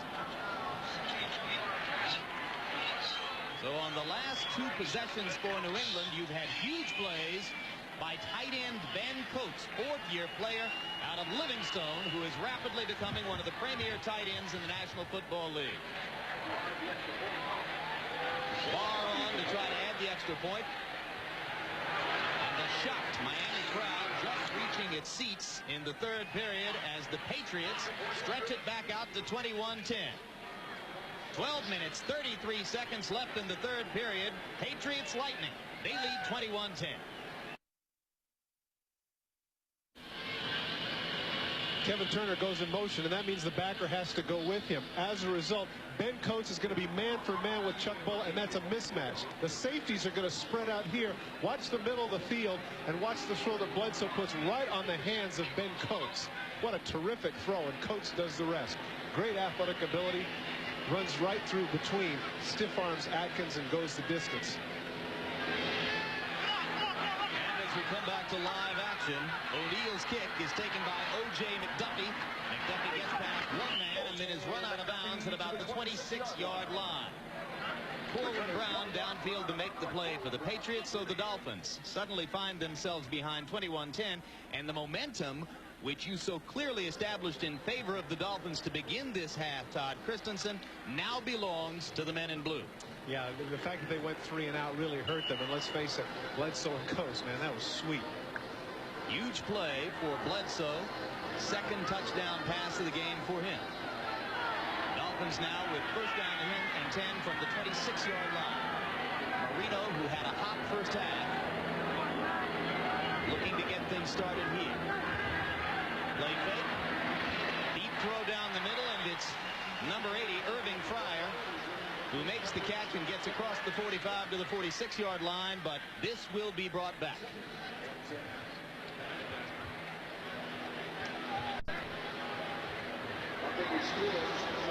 Irving Fryer last year, a 1,000-yard season, one of only 7 players who have ever done that in history to have 1,000-yard seasons with 2 different teams. Take a look at that in the first 5 years of his career, only 31 catches per season. Now in the last 4, 60 per season, like fine wine, getting better. This was an incomplete call. Yes, they say that Fryer did not make the legal catch. It'll be 2nd down 10. This time Marino drops straight back. Almost sacked for the first time today, but gets it away to Terry Kirby. And the Dolphins salvage a 6-yard gain out of what was almost a sack. It was Tim Goad who got in on top of Marino and almost got the sack. Here are the number of people. Look at the company that Irving Fryer keeps with regards to 2,000-yard seasons and 2 separate teams. A lot of very good players there. James Lofton, potential Hall of Famer. Wes Chandler, of course. Harold Jackson. Art Pell, the great one with the Raiders and the Jets. Del Schaffner, and of course the exuberant Tommy McDonald. I think you would make the case that Fryer, for all of his accomplishments, is the least accomplished name on that list. Good point. And he's been a very good player in 2 locations. Third down, 5 yards to go. Dolphins need to get the football to the 31 for a first down. Marino again under pressure, and it's almost picked off. Myron Guyton had it in his hands and couldn't hold on. Mark Ingram was the intended receiver.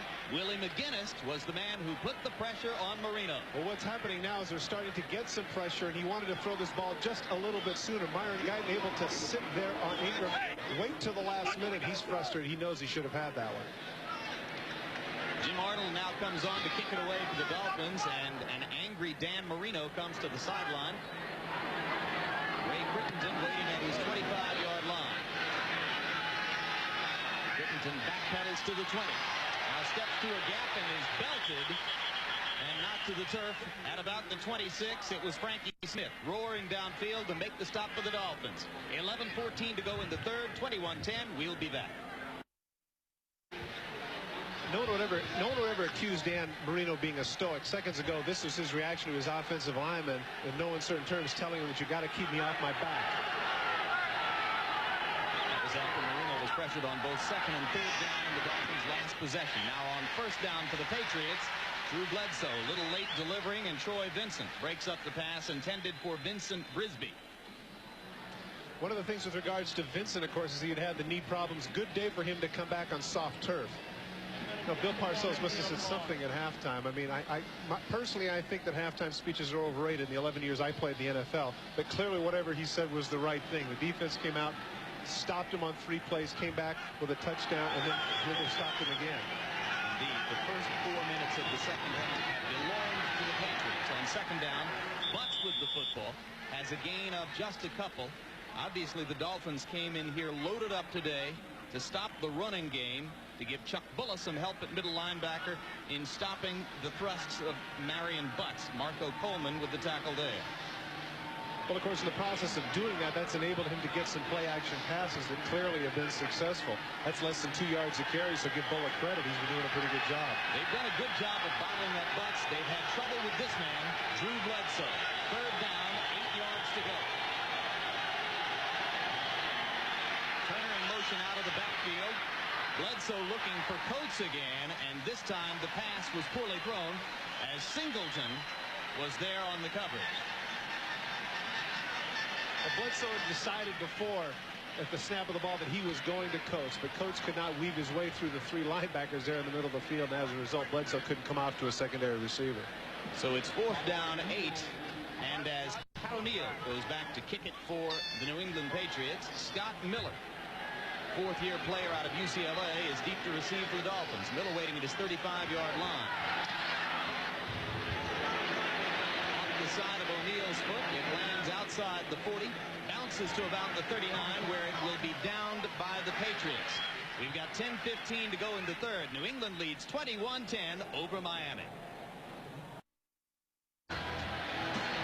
Back live in Miami, and in case you're wondering why Scott Miller was deep to receive that last punt for the Dolphins, it's because O.J. McDuffie, the regular punt returner, has a right knee sprain and will not return to the football game. So the Dolphins lose their third wide receiver and their punt returner. On first down, Marino has a wide open Irving Fryer and gets him down to the 22-yard line. Blown coverage for the Patriots. Fryer all by himself. Chris Slade. This is a terrific effort by Marino because Slade actually is able to get around there. Nice move, gets around Richmond Webb. Marino buys time and just gets the ball off. Once again, the advantage of the quick release. Now, why Maurice Hurst just lets him go here? There it is. The hook and go just completely fools Myron Guyton. And it ends up being a pop-up, and it's not the touchdown they would have wanted. But because of the rush, I'm sure Marino will take it. Rookie free agent running back Irving Spikes, number 40, now in the tailback position for the Dolphins. Spikes has the football and about 5 yards as the Dolphins punch it down inside the 20 to about the 17-yard line. Vincent Brown on the tackle for New England, and the crowd responds to Spikes because he, with a great preseason effort, not only made the ball club, but became a crowd favorite here. Well, it's certainly, you know, as you mentioned earlier, 40-plus yards on kickoff returns. Here is somebody that can do it between the tackles as well. But he was somebody that, when I asked Don Shula yesterday, I said, "Are you going to get this kid some carries, you know, from scrimmage?" And he said, "Absolutely." And so here he is. 5-yard pickup for Spikes. Second down 5. As the Dolphins try to regain momentum, lost in the first minutes of the second half. Again, Spikes with the football, and now flags flies. He goes inside the 15 to about the 13-yard line. When two different officials throw the yellow flag at the same time in the middle, you know that's holding.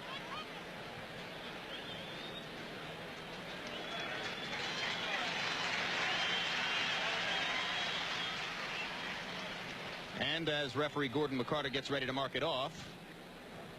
Holding. Number 65 offense. 10 yards. Repeat second down. Don Shula replaces Irving Spikes with Terry Kirby again. So the Dolphins with their regular personnel now back into the football game. And Marino makes the call on what becomes second down, 15 yards to go. Ball at the 26-yard line. They need to get to an 11 or to the 11 for a first down.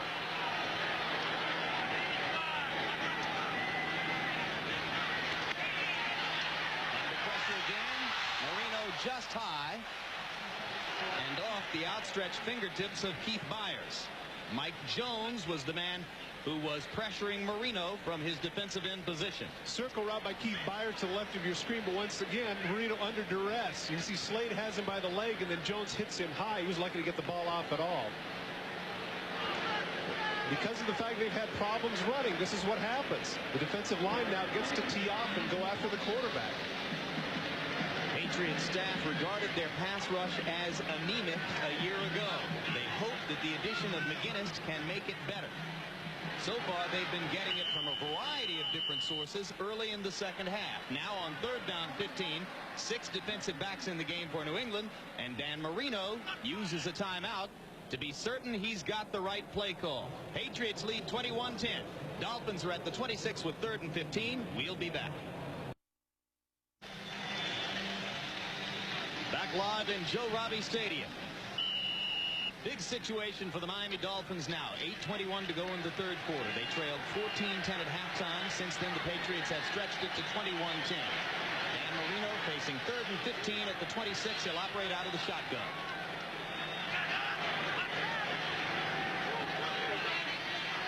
Marino to this point 5 of 6 out of the shotgun. Make it 6 of 7.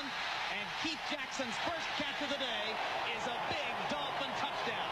He beat strong safety Harlan Barnett, man up in the end zone for the touch.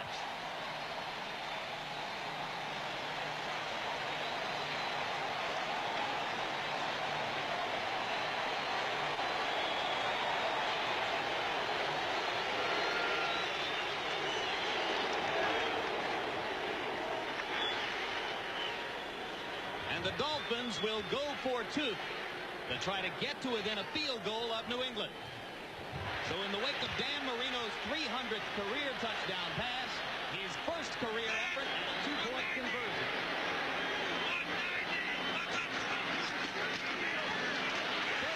Is in there. Great call. Great call. Everybody's waiting for him to throw the ball.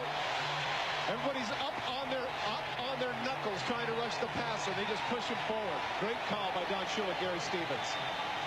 Well, 4 years ago, when they drafted Richmond Webb and Keith Sims, they were thinking of a left side of the line that could do exactly that. First, the touchdown. We haven't been talking about Keith Jackson much. He hasn't been part of it, but here he just runs the seam route against the safety. Take a look, though, at Dan Marino and how he buys time as he goes backwards and steps up in the pocket because the route takes so long. Take a look at Marino and his ability to buy time, stepping forward again, finally flicking the ball downfield to Jackson over the shoulder. Nice catch by number 88.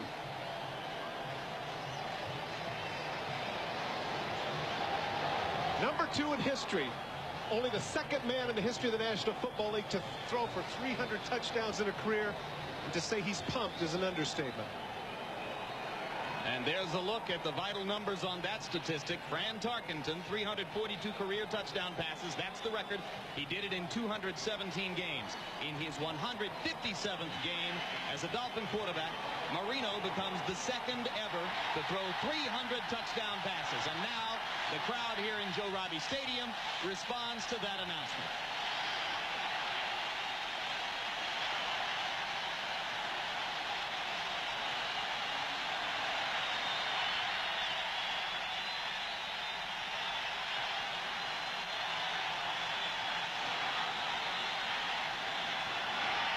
So momentum switches once again.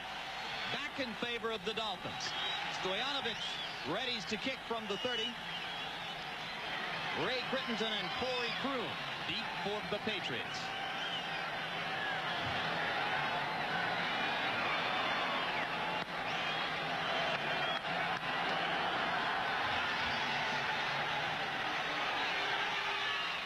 This is Crittenton. Excellent open field tackle by James Saxon, the reserve fullback, number 22. And we mentioned Marino's 300 touchdown passes. The first one came 11 years ago in 1983, a Monday night game against the Raiders.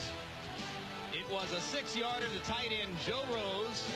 And there was another tight end who wouldn't have needed to see the videotape to remember it because you were there that night. I certainly was. I remember he came in, led him to 2 straight touchdowns. And take a look at the numbers right there. Again, the emphasis on 11 years. Not only that, Jim, 11 years, 60 games less than Fran Tarkenton to accrue that total. Amazing. First down for the Patriots. Bledsoe completes him to flat to Kevin Turner. And Turner, the battling Patriot fullback out of Alabama, fights for about 9 yards before Chuck Bulla makes the stop for the Dolphins. They'll be 1 yard short of the first down. Does the word reliable come to mind where Kevin Turner is concerned? It's amazing the number of times now in this game they've gone to him. All of a sudden he takes a little of the energy out of the crowd.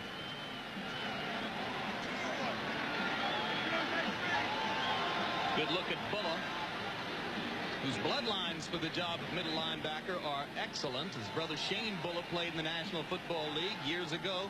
His father Hank Bulla was a coach on the Patriots staff. He's also coached elsewhere in the league, including most recently the Detroit Lions, where he was defensive coordinator under Wayne Fonts, and chose to move from there to Michigan State to work with George Perlis. There's a look at Hank. 1973 to 1979. He worked with the Patriots, and Chuck Bulla remembers spending a lot of time around the practice facility while growing up there. Second down, less than a yard to go for New England after the measurement. Bledsoe down the middle. Number 82, Vincent Brisby with the catch. Big yardage across midfield to the 46-yard line of the Dolphins before Gene Atkins finally made the stop. Once again, the situation with the Miami Dolphins are going for a 2-deep zone, and that opens up the middle of the field. Play action pass, 2nd and 1. Great call. Look at this. Look at the middle of the field. Gene Atkins there makes the stop, but he's so far downfield that Brisby has a lot of yardage there between the hash marks. Patriots have been extremely effective throwing on first down throughout the game. Some brilliant play calls from Patriot offensive coordinator Ray Perkins. Another play fake. This one goes over Brisby and is picked off. Gene Atkins making the big play with the pickoff for the Dolphins. And the second highest paid Dolphin, brand new to Miami, runs toward the corner of the field to play to the crowd a little bit.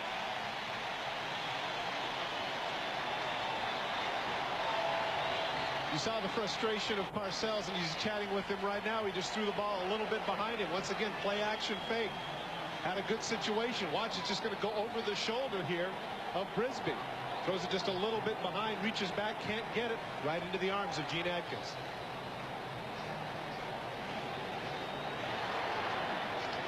So Atkins, who's worked hard and had a few tough moments here today, gets a good one with the pickoff.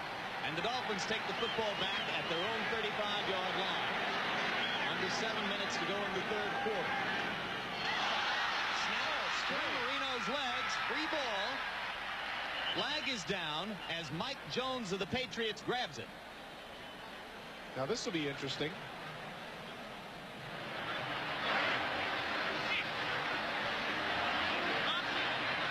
There's not a foul. I intended to throw the beanbag. That is a backward pass from the snap from center.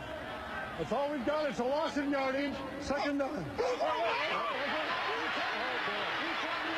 Recovery. New England first down. How strange is that?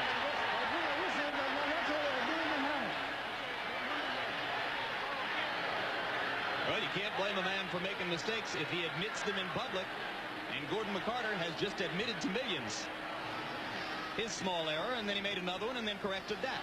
Well, certainly strange. He just goes through the hands of Dan Marino. Right there, it goes through his legs. There's no penalty. There's no nothing. It's just that Gordon McCarter, as he mentioned, you're right, Jim. He mentioned openly to everybody, the thousands that are here, I meant to go for the beanbag. You see it all the time. The officials throw it. Whenever there's a fumble or an interception, that's what he intended to do. Now, the argument over here with Schuler Marino, what's the discussion? There was no penalty. There was no nothing. There was Marino and Jeff Dellenbach's mistake. It wasn't Gordon McCarter's. He admitted to his mistake. Yeah, you can't exactly blame it on an inexperienced center. Dellenbach is in his 10th year now with the Dolphins and has worked with Marino a great deal in the past, although he was for a long time the backup to Ulanake, and was also used as a guard. And now this is a huge play because it negates the Atkins interception, negates the momentum the Dolphins gained from it, and gives the ball back to the Patriots in scoring territory at the 24. You know, there's a word you hear a lot, but it applies here. That's bizarre. That was a bizarre play. On first down, the Patriots go to the ground with Leroy Thompson. He gets away from one man and gets outside for a gain of almost 9 yards. Doug Skeen blocking downfield to make room for Thompson, and he broke a Chuck Bulla tackle before he was finally brought down by Michael Stewart. Here comes the speed of Thompson to the outside. You see Bulla trying in pursuit there, just head-to-head with him. Here he reaches, but Thompson is able to break through the tackle of Bulla and get that additional yardage there, setting up second and about 4. And you saw Skeen, number 74 downfield, the second-year player out of Michigan, who has knocked Eugene Chung, former #1 draft choice, out of a starting position on that Patriot offensive line. Second down, about 4. And it's Marion Butts with the football, and Butts, who has not been able to gain big yardage today, has a couple, falling forward to about the 17.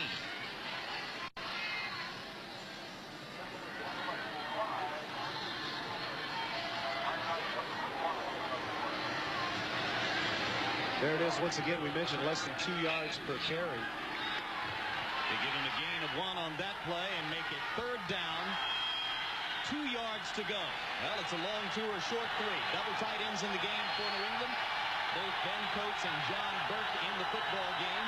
The lone wideout is Brisby, and he comes in motion back to the ball. And there's Kevin Turner again. Another big play for Turner, and a first down goal situation for the Patriots inside the Miami 10. This is really a poor job of defense here. You got to figure that Turner and what he's been doing up to this point. Right there, I think it's Singleton that has to get across, but instead Ben Coates does a nice job of blocking him off. He can't get to the outside and cover Turner, and I can't say enough for the play of number 34 today. Kevin Turner, third-year player out of Alabama, has come up with a series of big plays for the Dolphins today. So make it first and goal now, the ball at the 7-yard line. Dolphins blitzing.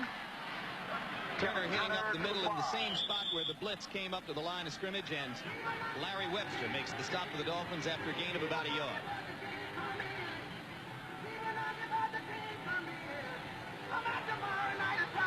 Slight limp for Turner as he comes back to the huddle. Body language of the Dolphins is not deceptive here. They're a little bit frustrated, a little bit tired, but it's important here that they force New England, if they can, to kick the field goal and keep them out of the end zone. Well, certainly after Atkins' interception, the Dolphins had to be thinking of tying the game or getting back into the lead. Now they go down by 9 again as Bledsoe finds a wide-open Michael Timpson at the back of the end zone. Give the offensive line credit, and again, we've mentioned the mud, but here's a good situation. The offensive line gives him plenty of time to sit and wait until Timpson can clear the zone and get open near the back of the end zone. And the Patriots will send Barr on to try to stretch the lead to 10.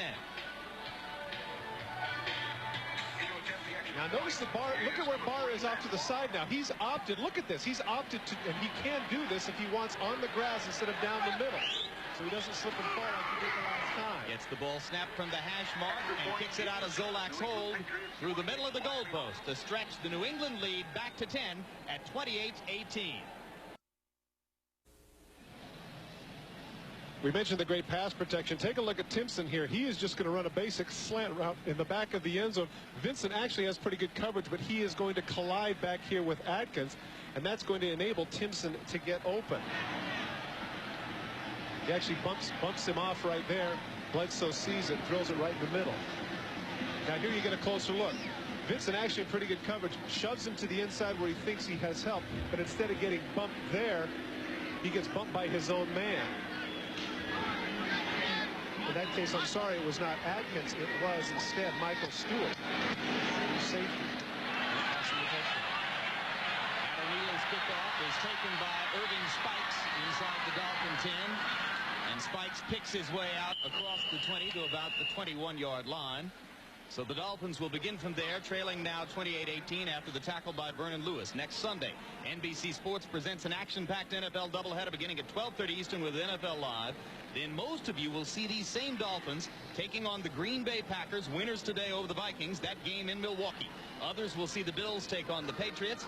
In game 2 of our doubleheader, most of you will see the Battle of Texas as the Oilers take on the Super Bowl champion Dallas Cowboys, plus regional action. So check your local listings for the game in your area. Dan Marino and the Dolphins now in the hole again, down 10 points as they start from their 21 with 4:15 to go in the fourth. Number 41, Keith Byers, has his first catch of the day, and he's upended by Ricky Reynolds after a gain of about 4. But there's something significant about that. That is his 104th consecutive game with a catch, and it took clear into the third quarter, rather, for him to be able to do that. That's pretty significant, I would say, for a running back. 104 consecutive. That's 7th, tied for 7th on the all-time list. And virtually everybody else on the list is a wide receiver, right? Yep. It'll be second down, 7 yards to go. After Reynolds held Byers to 3 yards without outstanding open field tackle. Marino dropping back, pressure again. Patriots have got a lot of pressure on Marino in the second half, but now the flag flies on an interference call downfield. Ingram, the intended receiver, and it was Maurice Hurst who was there on the coverage. Clearly, Bill Parcells isn't happy about it. It appeared from our vantage point that Maurice Hurst turned around to look for the ball. Pass interference. Number 37 defense. First down. Does this fall under the new incidental contact rule? Now, this would definitely have to be interference if he grabbed him. But take a look at the end of the play when he looks back. What they teach the receiver, the defensive back to do is now he looks back. Where are his hands? Now right here he looks back. Okay, there's the right hand that came back, but I'd have to call that incidental contact. I don't like that call. Particularly in light of the fact that Ingram probably could have come up with the ball anyway. I think Parcells has a legitimate beef. Penalty produces a big gainer for the Dolphins. Ball goes into New England territory at the 49-yard line. Now another flag flies. That is an illegal substitution. Number 83 came into the huddle, communicated with the quarterback, and left without playing it down. That is 5 yards, first down. 83 would be Scott Miller, the receiver who figures to get a little more playing time now after the injury to O.J. McDuffie. Gordon McCarter certainly hasn't had a dull day, has he?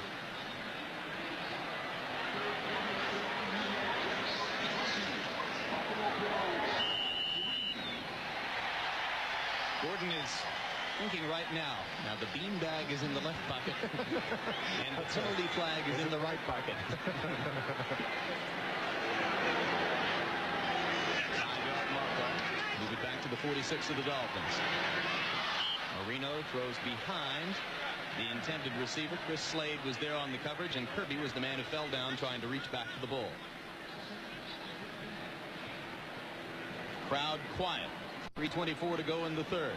They've gotten the excitement of seeing Marino throw 2 touchdown passes to reach the milestone of 300 career TD passes. They can rest secure in the notion that their quarterback, coming back from Achilles tendon surgery, is healthy enough to be a factor, as always, in the National Football League. But they trail the Patriots 28-18 after 3 touchdown passes by Drew Bledsoe. On 2nd and 15, Marino looking for the screen. It's almost picked off after being batted into the air. Marty Moore, number 58, is the man who got a hand on the football. Well, interesting point here is that Todd Collins is hurt, and that's the reason Marty Moore, Mr. Irrelevant, is playing. But we've called his name a number of times to come up with some big plays, and here that is too. Trying to get the middle screen, and Marty Moore is able to bat it up in the air and negate the play. We called him Mr. Irrelevant. He was the 222nd and last player taken in the draft Patriots taking him with a pick they got from Dallas Cowboys in the Hugh Millen deal. And because of his distinction as the last player taken in the draft, Moore was taken to San Clemente, California for a big celebration. Happens to one player every year. On 3rd and 15, Marino looking deep, and he's got a man. Touchdown! Irving Fryer. Flags down, back at the line of scrimmage, and the fight breaks out near the point where Marino released the football. Looks like Sims and McGinnis going at each other. Well, the touchdown is going to count anyway. This is completely after the fact. Keith Sims was pummeling. I believe it was McGinnis who was in on that fight. Might have been Mike Jones, number 96. Well, regardless, it was after the fact, and once again, Marino showing his ability to get out and buy time. But will the initial call negate the touchdown? Well, it appeared that the timing part of it appeared that was somewhere after the touchdown. So it seemed either would be a touchdown and they'd mark it off on the kickoff possibly. I think there might be two separate calls, Todd, because there was a flag down by the time Fryer was getting into the end zone with the football. Well, I think that's what the big discussion is right now, is the timing of it all.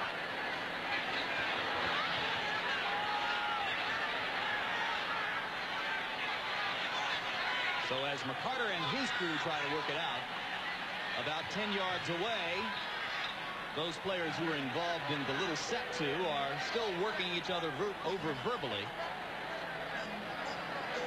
Mike Jones trying to get at Keith Sims to tell Sims what he thinks of all this. Don Shula calls Sims over to say, hey, cool out. The last thing we need is another penalty. A personal foul, unnecessary roughness after the touchdown by both offense and defense. The touchdown is good. The penalties will offset at the kickoff.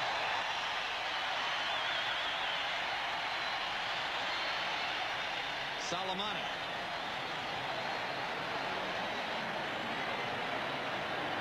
It all adds up to no harm, no foul. And the Dolphins have the touchdown that gets them back to within 4 at 28-24. 54 yards from Marino to Irving Fryer. Career TD pass number 301 for Dan. Now, that's an interesting point, though, that you made, which is, when did the fight start? That was the big issue. If the fight started when the ball was in the air, they could have brought that back. Gordon McCarter, once again, having to make a very difficult decision here, deciding that the touchdown had happened prior to the fight, and that's why the Dolphins get the 6. This time the Dolphins will go for 1. Stojanovic here to kick to try to get Miami back to within 3 at 28-25.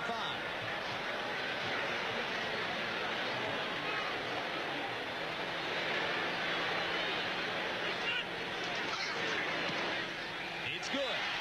Fascinating game. 3:09 to go in the third quarter.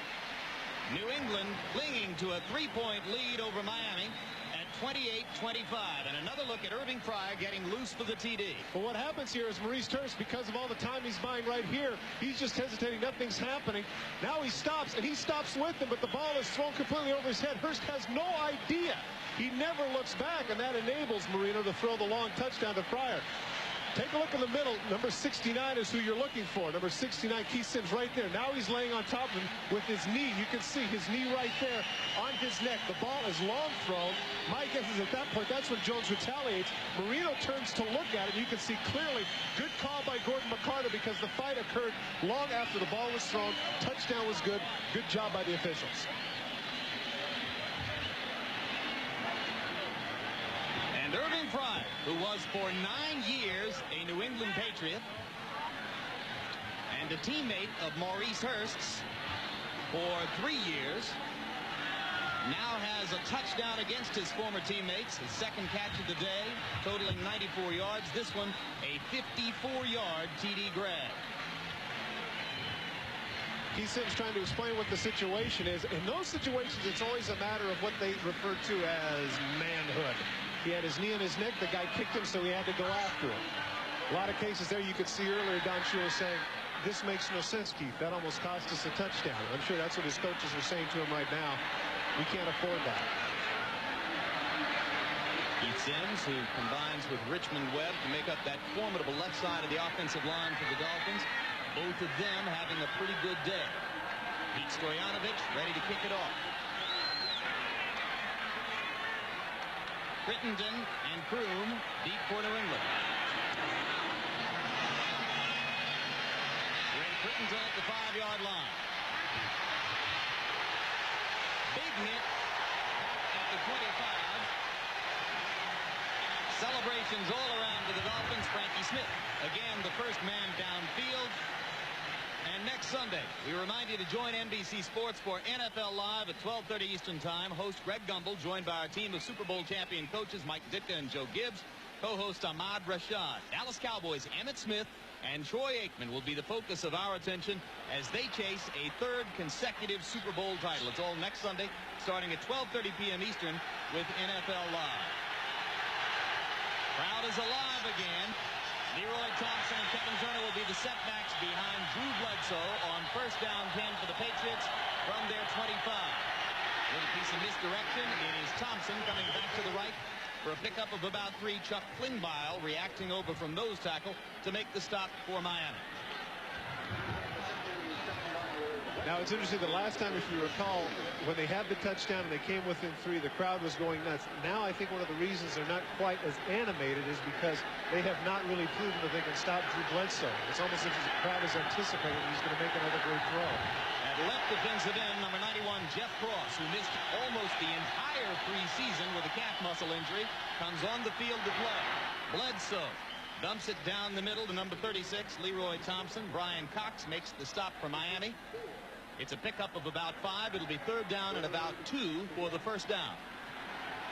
And a pretty big third down call here. Third and a long one. If they give the ball back here, you can hear the rising of the crowd. If they give the ball back here, not a good time. The Patriots really need to get the first here. Klingbeil comes back on the field and Cross comes off. Third down, make it 1 yard to go for the Patriot first down. Bledsoe over the middle. He's got first down yardage to tight end Ben Coates. Michael Stewart was there, but Coates was able to reel in the bullet from Bledsoe. That's what it was, too. That's a good description. Sometimes you hear that say bullet, but that applies there. They came with the blitz. He throws it quickly. Watch number 87 is going to come over to the middle. Bulla on the blitz. He sees it right there. Sits down. Gets clobbered. Now watch this. All these bodies, 3 bodies. Look how strong he is to push himself forward and get the yardage back that initially he didn't have. The hyperbole where Ben Coates is concerned was not overdone. He is your classic all-purpose tight end, not one of your situational players. This guy's an every down tight end. On first down, Bledsoe throws in the flat. Kevin Turner with another catch. Pickup of about 4. Michael Stewart knocks him out of bounds. These seemingly meaningless catches add up, Jim. It becomes a situation where you say, okay, big deal, it was only 4 yards, but it starts to weigh on the psyche of the defensive backs. Can't this guy throw an incompletion? Can't we bat something down? Isn't there something we can do where this is concerned? Turner just continues to come after you and wear you down. Inside 1 minute to go in the third. Bledsoe and the Patriots hoping to keep the football, work a little clock, and maybe put a little more distance between themselves and the Dolphins. Turner in motion.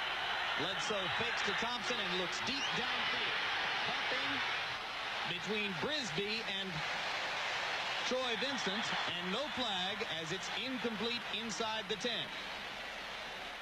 Atkins was there to help Vincent with the coverage. This is going to be the most difficult call this year in the National Football League. What is and what is not incidental contact.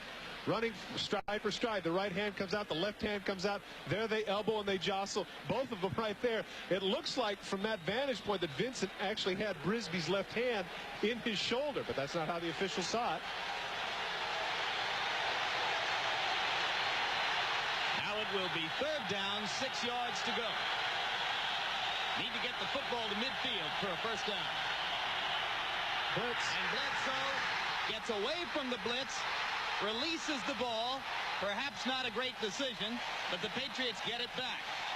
Brian Cox was the man who got in on top of Drew Bledsoe and couldn't bring him down. Leroy Thompson was the one who wound up with the football. And it was a fumble. Here's Brian Cox coming on the blitz, and even though he's not able to come up with the play, he forces Bledsoe into something he didn't want to do. The tackle doesn't come off quick enough there. That scheme, who doesn't come back and get him. That's the advantage of being 6'5" at 235. He shakes it off. But in that case, the Patriots are lucky to get that ball back. Pat O'Neill, the rookie punter, is in to kick it away. Scott Miller is deep to receive for the Dolphins. And now the quarter comes to a close. We'll be right back after these messages from your local station.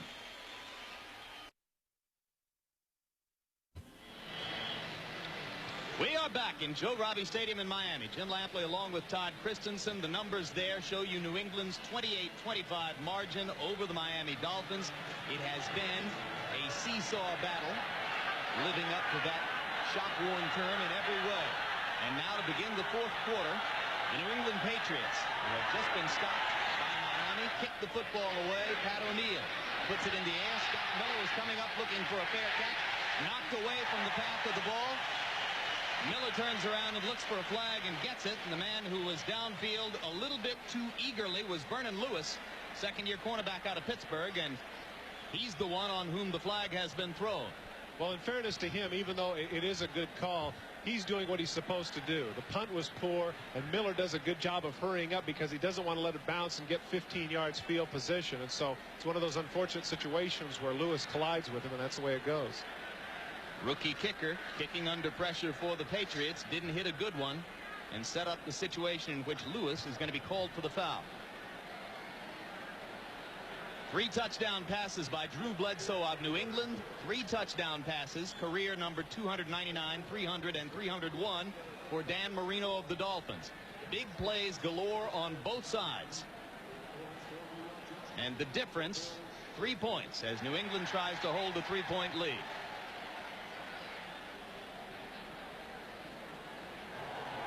Fair catch interference. Number 43 on the kicking team. 15 yards. First down. It'll set up good field position for the Dolphins. Right here, there he comes down, and he's doing what he's supposed to do. He's trying his best to get out of the way right there, but he can't do it. And that's why it's unfortunate that has to be a 15-yard penalty, because clearly he wasn't trying to hurt him, but that's unfortunate. The result is that Miami will start from its 46-yard line as it tries to move into position for the possible tying field goal or go-ahead touchdown. Fire in motion behind Marino. Terry Kirby with the ball. Dolphin running game has shown just a little bit of juice.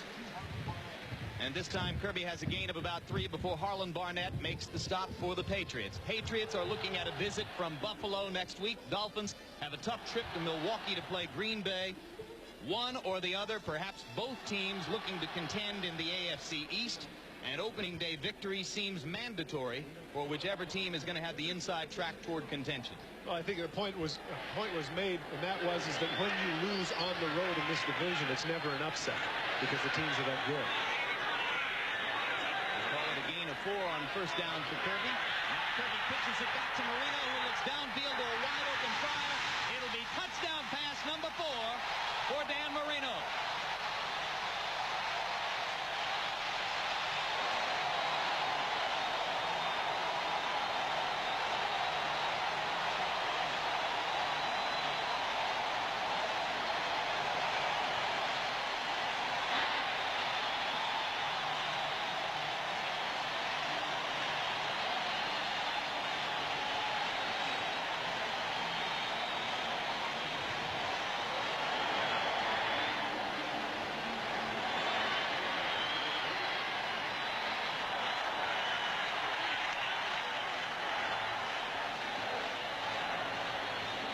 Dolphins lead.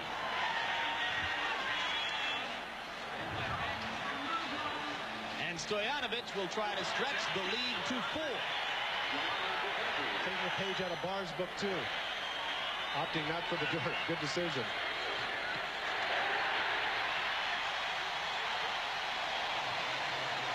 And as the result of having gotten a two-point conversion earlier in the game, the Dolphins have a lead by the margin of more than a field goal. The key, look back at the TD. The key here, right here, is Maurice Hurst. He's looking in the backfield right here, and as soon as he sees the running play and the handoff, he takes it easy here and starts to come up here in his back pedal. As a result, you're going to see Fryer, who's going to cut completely across the field and be wide open.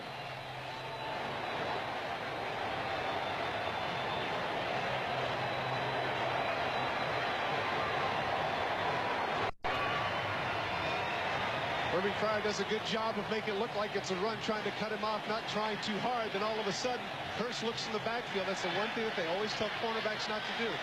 Don't look in the backfield, and it costs a touchdown.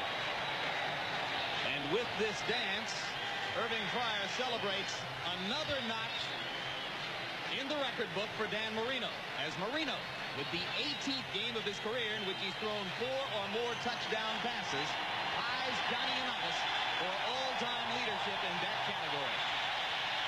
Let's check it. Now I'm told that he passes Unitas to move into sole ownership of that record. So, by the way, I meant to ask you this. How's his Achilles? I think it's still questionable. Well, I asked you at the beginning of the game if a wet field would be bothersome to him as he worked with the newly rebuilt Achilles tendon, and you said no, that was good. Quarterback gets the great treatment, doesn't he? There's no way that linemen get to have their feet scraped like that on the sideline. I'd like to have those guys on a muddy day at the golf course. Would you like that after every shot?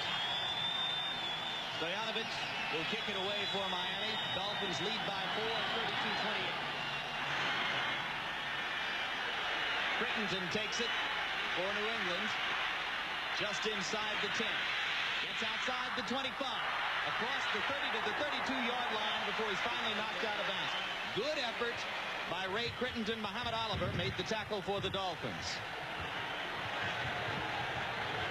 And Marino now with 302 career touchdown passes. He came into today with 298.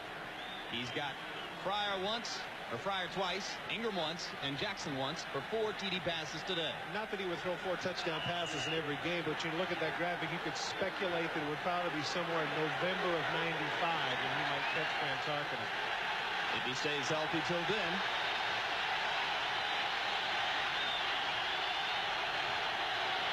Bucks and Turner in the backfield behind Bledsoe. Over the middle of Coates. First down yardage across the 40 to the 44. Gene Atkins makes the stop for the Dolphins. I would look for them to really feature Ben Coates in this drive, simply because of the fact that he hasn't been covered yet. Every time that they've gone to Ben Coates, he's been wide open. The combination of the young middle linebacker and a strong safety who's relatively new to the system in Michael Stewart. There you see the 100-yard game that he has. I would look for Coates more and more.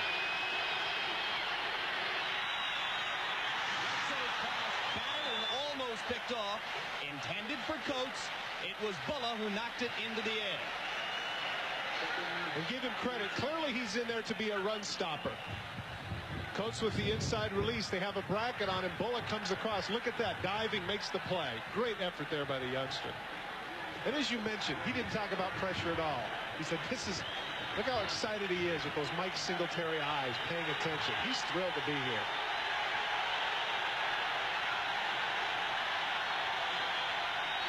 Second down 10. Dolphins offside. Leroy Thompson with the football has a gain just of a few, so New England will in all likelihood take the penalty if it goes against Larry Webster of the Dolphins, as I suspect it will. We mentioned again Chuck Bulla, somebody who probably would have made the team but for the retirement of John Offerdahl and the injury to Dwight Hollier. This is somebody who's a family man.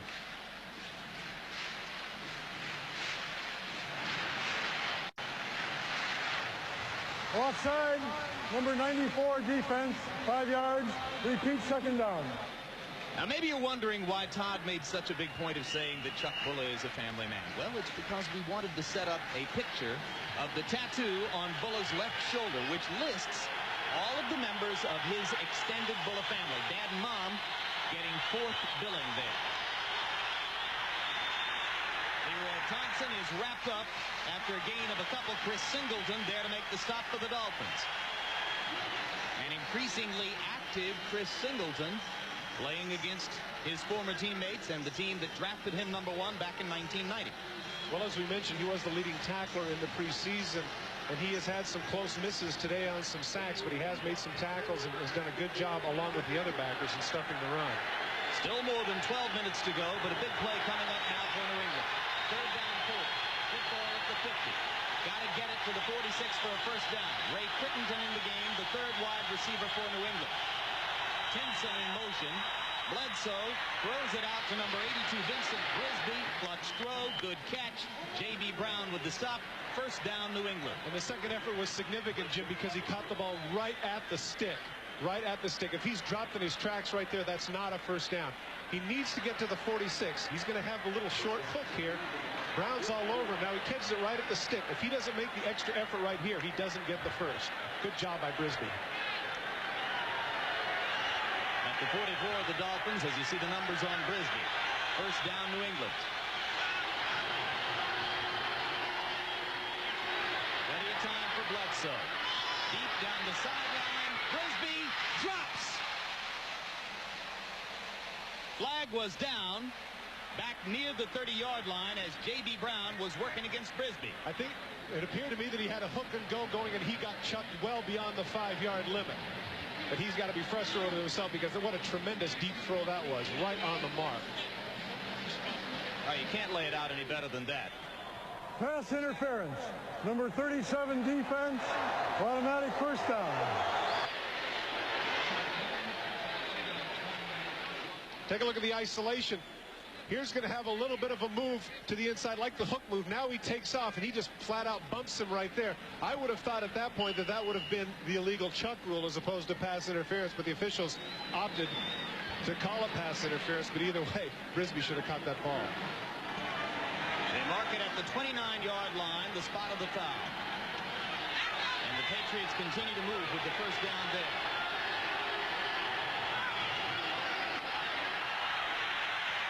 Thompson again with the football, and Thompson getting a little bit more action than Marion Butts at this moment in the second half of the game.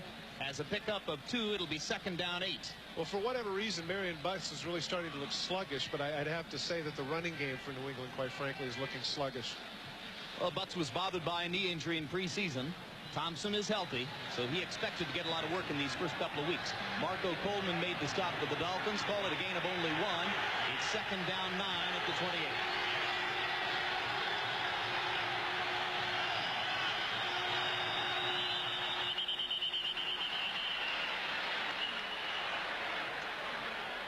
This time it was number 99, Chuck Klingbeil, who may have gotten too far into the neutral zone. Encroachment. Number 99 defense. 5 yards. Still 2nd down. One thing we haven't mentioned here, Jim, is something that you pointed out earlier. 91 degrees. Now we're heading into the 4th quarter. One of Bill Walsh's axioms was that the key to winning in the National Football League is the pass rush in the 4th quarter. These people are starting to get tired. The game is running long, and then things start to get a little bit sloppy. That has to be a concern, actually, for both sides, because the Dolphins clearly have not been putting on much of a pass rush. And, of course, in Marino's case, neither of the Patriots. Triple wide receivers in the game for New England. Tinson in motion behind Bledsoe. Plenty of time for Drew. He looks for Crittenden in the corner of the end zone. Oh, what a catch! He's got it. What a catch! Oh, Ray Crittenden. Heck of a choice by Bledsoe. He got Crittenden working against dime back Frankie Smith, a less experienced player, and Crittenden got just enough room to make the great catch. Oh, man. Man, oh, man. You know what's amazing about that, Jim? The guy doesn't play that much. He came off the bench cold to make that catch. It's not like he's in there for a bunch of plays. Wow. Second-year receiver out of Virginia Tech. Great throw by Bledsoe. The kick is good by Matt Barr, and the Patriots have the lead again. New England 35, Miami 32, after Bledsoe's 4th touchdown pass of the day.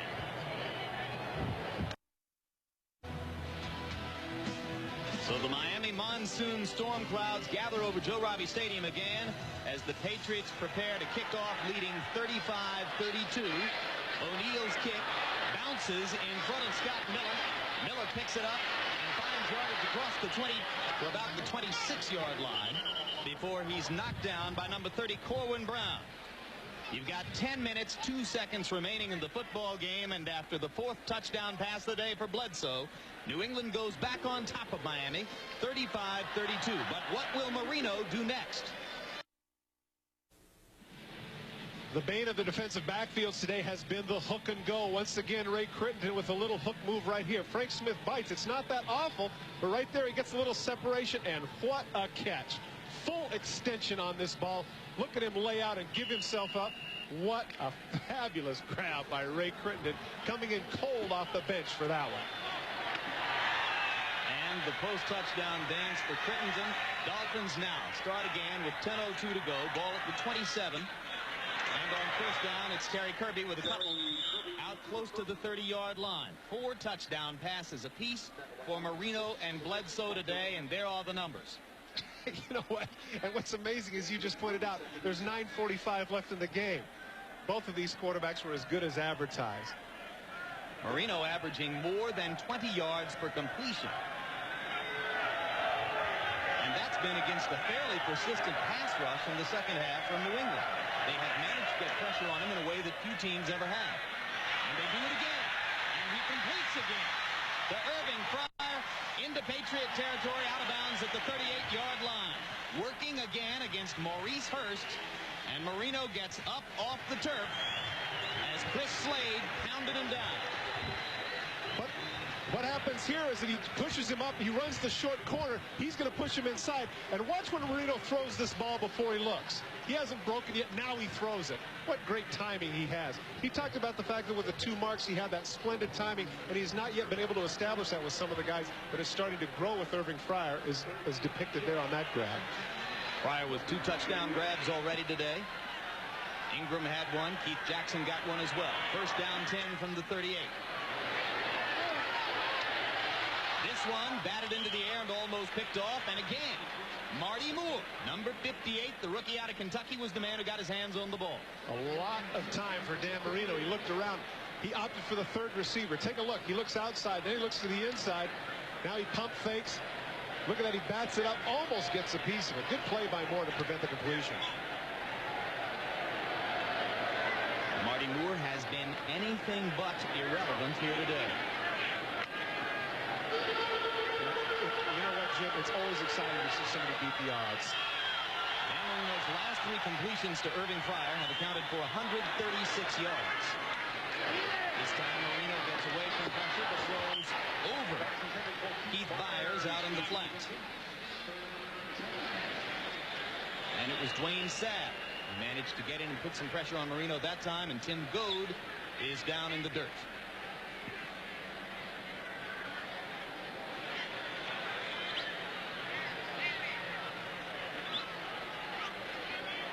So as the New England trainers come out to talk to Tim Goad, we'll be back with 9:05 to go. Back live in Miami. 3rd down 10 for the Dolphins. Tim Goad, the New England nose tackle, has left the game after being poked in the eye. Marino out of the shotgun. He's been tremendously effective today out of the gun. That's only the 2nd incompletion he has thrown from that formation. 7 of 9 for 164 yards and 2 touchdowns out of the shotgun, but that critical miss momentarily stops the Miami drive. So with 9 minutes, 1 second to go, and the ball in New England territory at the 38-yard line, the Dolphins face 4th and 10. Marino leaves. Jim Arnold comes on to kick it for Miami, and Ray Crittenden goes down to the 10 to wait for New England.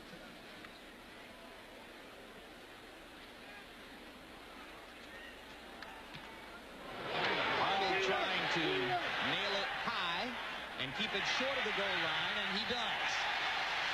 Ball is downed by number 20, Muhammad Oliver, and they'll mark it, I think, just inside the 5-yard line. You know, just as Ray Crittenden made a great play before on his catch, he makes a bad decision here by not fair catching the ball. It's going to hit on the soft part right there. It goes over his head right there at the 13-yard line. If he'd have fair caught that, that's a reasonable situation. 13 yards when you're at the 38-yard line gives the coverage team plenty of time to get down and make the play, and that's exactly what happened. But they're going to rule that the ball was touched out at the 7-yard line, make it the 8. So they'll start with 1st and 10 from the 8-yard line to get a little bit of break in field position because of the official's judgment that ball was touched out at the 8. Marion Butts re-enters the game. The lineup a tailback behind Drew Bledsoe. Fullback Kevin Turner also there behind Bledsoe, number 34. Patriots protecting a 3-point lead, and Drew's going to throw on 1st down. It was batted into the air, intended for Vincent Frisbee. J.B. Brown was there for the Dolphins. And now, after that call, the Patriots face 2nd and 10 from their 8. And right there, that shows, Jim, I think, the lack of confidence that Bill Parcells has in his running game right now. Here they are deep in their own territory. You're thinking, hey, we got to go off tackle. We've got to do something here, get out. But Bill Parcells clearly knows that Drew Bledsoe has the hot hand, and he has some confidence in his second-year quarterback. And Butts, when last we checked, had only 25 yards on 15 carries. Miami came here expecting to have to stop the run, and they've done it. This time Bledsoe comes back to favorite target Ben Coates, and Coates breaks away across the 30 and near the 35-yard line. Michael Stewart wrestling with Coates, but another huge play for the rapidly developing New England tight end. Tom Olivadotti, the defensive coordinator for the Miami Dolphins, said that one of the things that makes Coates special as a tight end is what he can do after the catch. A lot of tight ends in the league, all they do is fall down. But look at Coates. He runs through 3 different tacklers and shows the speed to get upfield, eluding tacklers again, and look how many it takes to get him down. 5 Dolphins on top of Coates. And look at Marion Butts blocking everything he can find down the field. Dolphin defensive coordinator Tom Olivadotti, he said Coates was a nightmare. Coates has proven him right. Bledsoe in the flat, over the outstretched hand of Turner. Turner, who's had a lot of heavy work, may be tiring just a bit. Yeah, I think you're right. You could see that on that route. Slow to get up and just jogging back to the huddle right there. But Bledsoe did overthrow him. 8 minutes, 11 seconds still to go in the football game. The way this one has gone, the Patriots cannot afford to play it close to the vest. They've got to be thinking we'll need to score again, maybe score twice. The way Marino has been checking it for the Dolphins. 2nd down 10. Again, it's Ben Coates. This time short of the 1st down. Michael Stewart there to wrap him up for the Dolphins. Now let's think for a minute about what it takes to make a great tight end. If there's, I'm not an expert on very many things, but I'm close to it on this. Does he make the big catches? Can he run after the catch? Is he big and strong? Is he fast? Is he a terrific target? I don't see any weakness in his game. Certainly not today.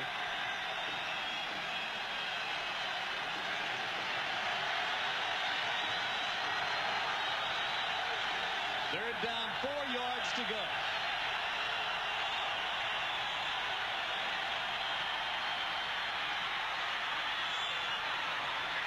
Had him open, overthrew Kevin Turner downfield. And both Turner and Bledsoe are going to complain over the fact that Brian Cox grabbed him, which he did, but he got away with it. Excuse me, it was Singleton on the coverage who grabbed him and got away with it. Number 55, Chris Singleton, the former New England number 1. Getting away with the contact on Turner. Patriots failed to convert on 3rd down. Just to the right of the screen right there, he ran the out and up. Now after it's over, you can see he looks over the official saying, what's up? What's up? Come on. And Singleton's like, oh, no problem. O'Neill's last punt was a short one. This one he mails. Inside the 10 to the 7-yard line. Miller takes it from there. Takes it all the way back to the 20 before he's knocked out of bounds. So the Dolphins will have 80 yards to go. 7 minutes, 14 seconds remaining. They trail by 3. We are live at Joe Robbie Stadium in Miami, Florida. Jim Lampley along with Todd Christensen, and you see the numbers there. New England leading by a field goal. 7 minutes, 14 seconds to go in the game. The Dolphins, after stopping the Patriot offense, get the football back with 80 yards to go. Dan Marino has had a red-hot day, particularly throwing the deep ball. And this time, Chris Slade gets hold of Marino and gets a rare sack of the Miami quarterback. Well, Chris Slade took an inside move on Richmond Webb. Take a look, he's going to move to the outside like he's going to, then he cuts inside, jumps over the top with a swim move, and he can't get him. Slade able to beat the All-Pro and get to Marino. When we talked with Bill Parcells, he said that he really liked his trio of outside backers, and we asked him why McGinnis wasn't in that position. And his response was, he said, I've already got a guy at the right side who can play it if he can learn how to do it. He said they're both like dogs chasing cars down the street right now, but Chris Slade has every bit as much a chance to be a great player as does Willie McGinnis. Screen pass to Byers on second and long. Gets away from one tackle and then is ridden out of bounds back near the original point of contact at about the 20-yard line. Dwayne Sabb made the stop for New England. Following the game on most of these stations, you'll see the comedy adventure Police Academy 6, City Under Siege. Then we'll bring you Confessions, Two Faces of Evil. Viewers on the West Coast will see those shows at their regularly scheduled times. NBC tonight, Police Academy 6 and Confessions, Two Faces of Evil coming up following the completion of this game. 6 defensive backs in the game for New England. 4 wide receivers on the field for Miami. Third down, 12 from the 18-yard line. They've got to get it to the 30 for a first down. Pressure again on Marino. This time he gets away and gets first down yardage as Terry Kirby made a big play to evade 2 tacklers short of the chains and got past it to keep the drive alive. Vernon Lewis finally made the stop for New England.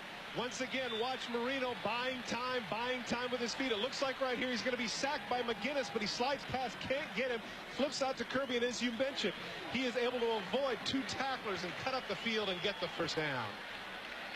All the way to the 39-yard line, a pickup of 21 yards on the play. Both Marino and Bledsoe with excellent chances to go past the 400-yard mark in the air today. And Dan turns to referee Gordon McCarter and asks for a timeout. 5 minutes, 31 seconds still to go. The Dolphins use a timeout so that Marino can be absolutely certain of their plans from here. I'm wondering if it's a situation where not so much certain of his plans, maybe they're just tired at this point in the game. Yeah, but both teams have a right to be tired. I mean, look at Slade. He's been chasing and chasing in the whole third quarter. Now, the last time these two teams met, January 2 of this year, last season's final game, they played a similar game into overtime at 27 apiece. And then after the Dolphins missed a chance, this 36-yard touchdown pass from Blue Bledsoe to Michael Timpson in overtime gave New England a 33-27 win. The Pats finishing the season with a 4-game win streak, while the Dolphins lost their last 5. And with this loss, we're knocked out of the playoff picture. That was seen by many as the arrival of Drew Bledsoe as a quarterback to watch in future years in the NFL, and he's done nothing to dispel that notion today. You know, I was just thinking, Jim, as you watch a game like this, and of course this is folly on my part to wish for this. I wish Marino was 5 years younger. Now these two teams play twice a year. Can you imagine the fireworks of these two guys if they're both, you know, I mean, Bledsoe, we keep forgetting he's doing all this. He's only 22. He's 22 years of age. Amazing. On first down 10 from the 39. Marino throws across the middle to Keith Jackson.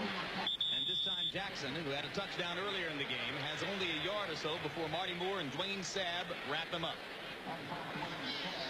Only with the one catch, as you mentioned. For whatever reason, he doesn't seem to be as involved in the offense today. Just a crossing route, but they're waiting on him. There's Moore and Sabb putting him to the ground for only about a 2-yard gain. Byers out of the game for the moment. Reserve fullback James Saxon in. Yet another indicator that fatigue might be a factor in these closing moments. Second down 7 after a gain of 3 on first down. Down the middle, almost picked off by Guyton. Jackson was the intended receiver. And that's the second time that's happened for Guyton. Remember earlier in the second quarter, he had a similar situation where he did a good job of anticipating. Guyton in coverage, your man for man on Jackson. Looks to the inside. He sees the ball coming. It's overthrown. Jackson just gets an arm on it. 6 defensive backs in the game for New England now on third down 7. Moments ago, the Dolphins had third down 12 and kept it alive on a big play by Terry Kirby. Broke away from 2 tacklers short of the chains and got the first down.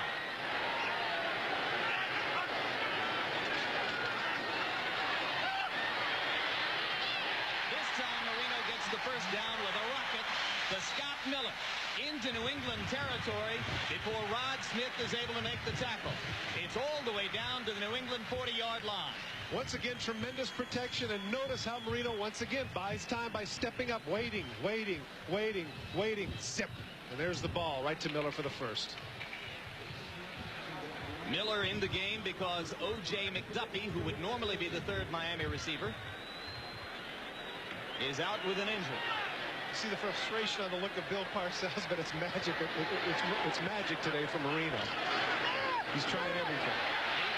Blitz now from New England, and it works. Number 22, Rod Smith, coming off the corner, and along with Dwayne Sabb, number 95, he teams to put Marino on the turf. That's the first time he's tried this today. Corner blitz from the left side of your screen. Number 22 is going to be coming up into the face of Marino, and he has no place to go. Nobody is there to block him because you can't account for the cornerback coming from the left of your screen. He sees him coming. Nothing he can do. And now with 2nd and 18 coming up, Sabb leaves the game. Willie McGinnis comes on, perhaps to rush the passer from that corner. Rod Smith, incidentally, number 22, the man who was blitzing, has been playing in place of Ricky Reynolds at the left corner through much of the second half. Marino in the flat to Kirby. McGinnis knocks him out of bounds as Kirby gets it inside the 40 to about the 36-yard line. Now that's an interesting situation. McGinnis back there. He is a rookie, and quite frankly, the reason he is in is as a pass rusher. That is his forte, not in coverage. He got caught a little bit too far inside on that, and Kirby got a lot more yards than he should have on a simple flat route, nearly 10, and so now a very makeable 3rd and 6. And New England goes to the dime. 6 defensive backs for the Patriots. Dolphins in the 4 wide receiver set. Well, one of those who is flexed is the tight end Jackson, number 88.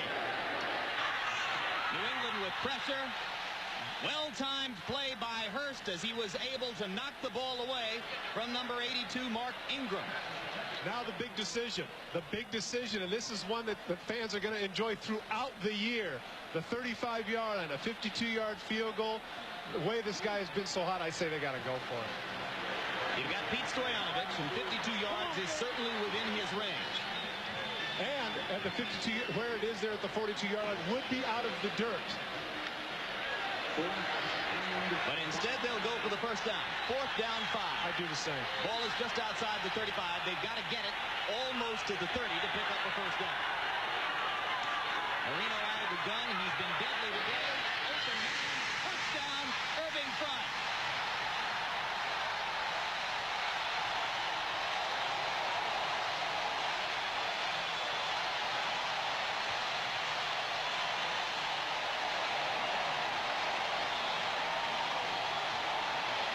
Touchdown pass of the day for Dan Marino. The 3rd one for Irving Fryer. And I mentioned that Rod Smith, number 22, has been playing in place of Ricky Reynolds. He might wish now that it had been Reynolds who was on the field for that play.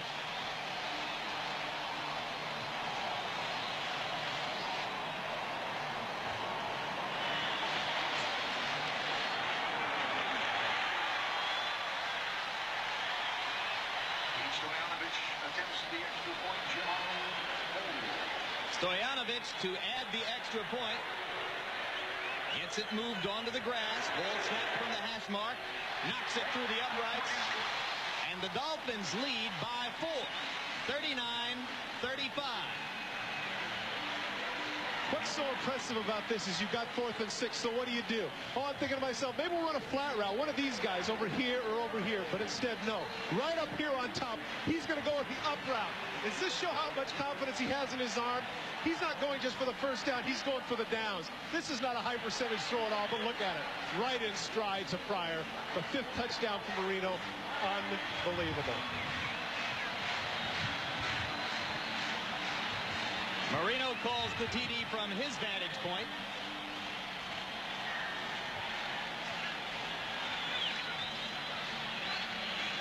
And let's see how Don Shula saw it. What's he doing going up? Oh, yes! Good decision. Shula says it's a TD. Now we'll take a look at Parcells, and I don't think he throws his hands in the air. Oh, man. That's his reaction. Oh, Give credit to Gary Stevens and the Miami offensive staff for a terrific call. They got Fryer man up against against an inexperienced corner and took advantage. 10 plays, 80 yards, 3 minutes, 55 seconds. The Dolphins, under pressure, go back in front. And look at the numbers on Irving Fryer against his former Patriot teammates. But plenty of time for Drew Bledsoe. After all, Bledsoe's only got 4 TD passes, so he'll need another to match Marino.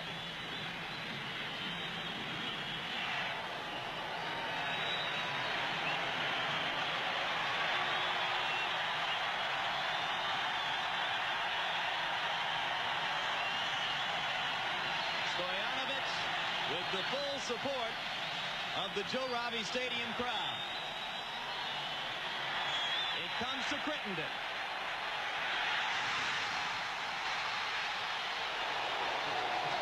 Will they rule it a touchback? They will. That's a good decision on the part of Ray Crittenden. A lot of people don't understand that. If the momentum of the ball goes into the end zone, that's exactly what he can do. So many times you see a young kick returner try and get it out. Good decision by Crittenden. If the ball goes through and the momentum takes it into the end zone, he gets the touchback. Crittenden heads up there, not doing a foolish thing, trying to run out and get tackled at the 4. So now the Patriots set up shop at the 20. The relatively inexperienced Crittenden making a key choice there. Could have gotten his team into a lot of trouble.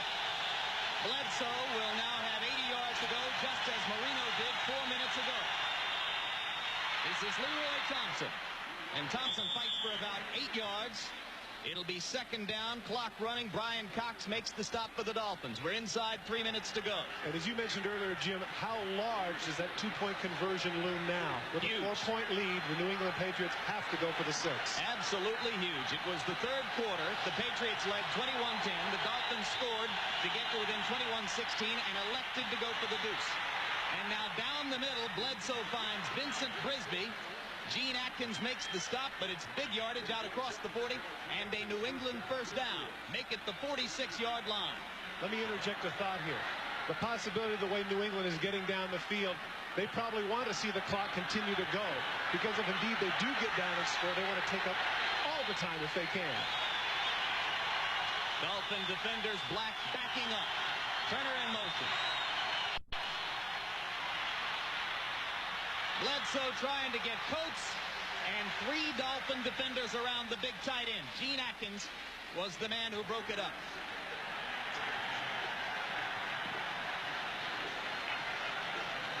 As you mentioned, 3 guys around him now. The point, they know where he is now on the field. He's been hurting them. There's Atkins, there's Stewart, there's Bullock. Good defense on that play. They're going to find Ben Coates if it's the last thing they do in this drive. That's probably true of both Bledsoe and the Dolphin defenders.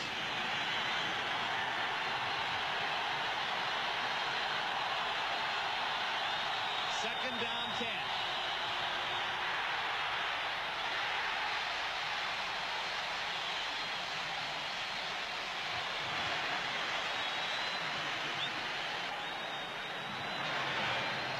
It was Leroy Thompson who couldn't hold on to the football. Interesting, too, now at the 2:02, that actually assists them in terms of a timeout. The down, I don't mean that the down is necessarily irrelevant, Jim, but clearly they're in 4-down situation here. So now this will be an interesting call, whether to go for the entire 10 yards or set themselves up with a makeable 4th and 3 or 4th and 4. The ball is actually spotted at the 47. They got to get it to the Dolphin 43 for a first down. Crittenden in motion. Plenty of time for Bledsoe. He finds Coates. And Coates breaks the tackle and is loose down the sidelines, but drops the football. And it's Dolphin ball at the 35-yard line. It was Gene Atkins who made the hit, and the ball came loose from Ben Coates.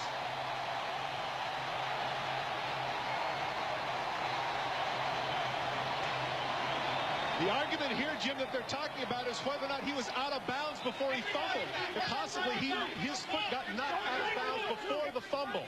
That's what the circle is right now debating, as to whether or not he was out of bounds first. And the roar of the crowd tells you how that argument is settled. 1 minute, 51 seconds to go. The Dolphins have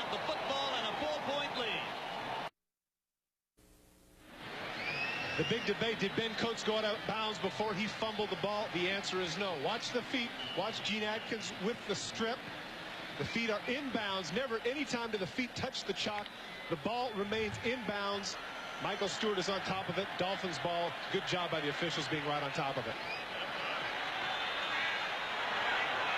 So the Dolphins start from their own 26-yard line. 1:51 to go. Terry Kirby with the ball. Dolphins will try to run some clock, of course. Keith Byers apparently bothered by a thigh injury, so James Saxon is in the game at fullback. Patriots wanted a fumble call there, and there is none. Now he fumbled, and the man started to run with the ball. That was foolish because the seconds are ticking off. Obviously, they wanted to call timeout there, and they should have done it immediately. But they stopped the clock with 1 minute 38 seconds remaining. So it'll be second down 10 for Miami. New England, number 1, 40-second timeout. And that's the first timeout used by the New England Patriots. Another look. There's Ben Coates again getting stripped. I think what was fortunate in that case for the Dolphins is that he is so close to the sidelines. It's strange that the ball didn't go out of bounds, but it didn't. And Stewart did a good job of keeping himself in bounds. Coates, who will have some unbelievable numbers on the day. Drew Bledsoe, 29 of 44 for 396 yards. Marino, as you saw at the end of the last drive, has 473 yards passing today. In case you're wondering, Dan's all-time career high was 521. And unless they start throwing the football here, he's unlikely to match that. Coates, 8 catches, 161 yards, 2 TDs. Unlikely any tight end is going to do better than that on this first weekend of football in the 75th year of the National Football League. Let's look ahead just a little bit here, Jim. You mentioned the fact that he might not throw in this situation. I think that they're going to have to on third down, because what's happening here is that Miami, if they run 3 straight plays trying to take away their timeouts, they're going to come up 3rd and 10 or 3rd and long. And what's gotten them here? Throwing the ball. I look for them to throw on third. It has been a spectacular show of aerial fireworks for both teams. 9 touchdown passes in the game. 10 TDs in all. 1 Stoyanovich field goal, a 2-point conversion for the Dolphins. Kirby again, and he's dropped. Big tackle on the corner there by Hurst. If he had let Kirby get away, he might have gotten first down yardage. All right, now I got to ask you. You throw in this situation, or do you run and make him take the last time out? Me? I do a promo. Following the game on most of these stations, you'll see the comedy adventure Police Academy 6, City Under Siege. Then we will bring you Confessions, Two Faces of Evil. Viewers on the West Coast will see these shows at their regularly scheduled times. That's NBC tonight, coming up after the football game. What was the question? What was the question? Come on, trying to get out of that. Play Coach Lampley here. What do you do if you're Shula? I've got Dan Marino on my side. I'm going to throw the football. Of course, you run the risk if it's incomplete, if it stops the clock and they get their timeout. Well, you got to figure at this point, if you don't get the first down, Bledsoe's going to have a pretty good chance to do some damage anyway. So I think it's of critical importance to get this first down and at the very least force the Patriots to use those last 2 timeouts. Or check it, that last 1 timeout. Much as it pains me because it is our first broadcast together, I agree with you. How about that? Let's hope that doesn't set a pattern for the season. We'd be in desperate trouble if we did nothing but agree. A minute 35. 3rd down 10. Dolphins need to get it to the 36-yard line for a first down. Fryer in motion. He's had a spectacular day. Nope. Surprising. I'm very surprised. And Kirby's wrapped up after a gain of a couple by Tim Goad. So now the Patriots use the last time out, and the Dolphins will prepare to kick it away. Now, I'm very surprised at that for a lot of different reasons. First of all, the very reason that they don't have an effective running game is that man right there had told us, we want the ball in the hands of Dan Marino. He has been so hot. The guy was 4th and 6, and he just threw a touchdown pass. How many different third downs has he converted to over 10 yards? A number of them. I really have to question that call right there because, as you just pointed out, the other guy's hot too. You don't want to put the pressure on a defense that's given up 35 points. You want to put a pressure on a guy who's already thrown for 473 yards. Isn't this what coaches call challenging your defense? This is when they go along the bench and say to the guys, okay, we've just shown confidence in you. to hold up and help us win this football game. Now go do the jobs we expect you to do. Well, that's lovely in theory, but the reality is the defense is sitting there saying, we've been toasted for 400 yards passing and 5 touchdowns. Are we all of a sudden going to rise up and smite these people? I'm not so sure. Oh, sorry about getting biblical there. Ray Crittenden, 3 punt returns today for 24 yards. Jim Arnold goes back to take the snap for the Dolphins.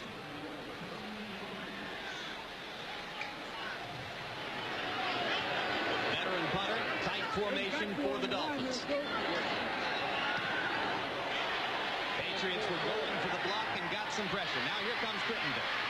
Makes a move, can't get outside, falls down at the 36-yard line. But temporary stoppage of the clock now as the offense comes on the field. That's what I was about to say. I don't really think that situation, they went for the block, which surprised me. But the sooner he got down, the better, because that gives Bledsoe more time to operate. If he would have been running around, it could have cost him an extra 10 seconds. Even though he slipped, it's not all bad. Now Bledsoe will be taking the snap and backing up in the dirt of the infield here in Joe Robbie Stadium. Considerably surer footing than was the case earlier in the day. Remember, this game was preceded by a 1.5-hour deluge with no tarpaulin on the field. Since then, there's been no rain.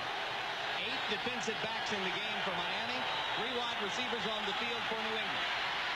Bledsoe gets it to Leroy Thompson. Thompson gets a block and gets to the sideline, but that block may have been illegal. It sure was. It was Michael Stewart who was fighting to get to Leroy Thompson. And Parcells cringes now as he awaits the call. They're going to back the Patriots up. It was Vincent Brisby who was working to get that downfield block. Trying to do something aggressive, trying to help him out, trying to get Thompson out of bounds. Illegal block from behind, number 82 offense. 10 yards from the spot of the foul. Repeat first down. Here comes from the left of your screen, number 82. Right in the back, he pushes J.B. Brown. It's a good call by the official. He ended up breaking the tackle anyway. 2 different officials saw it. Tough break for the Patriots.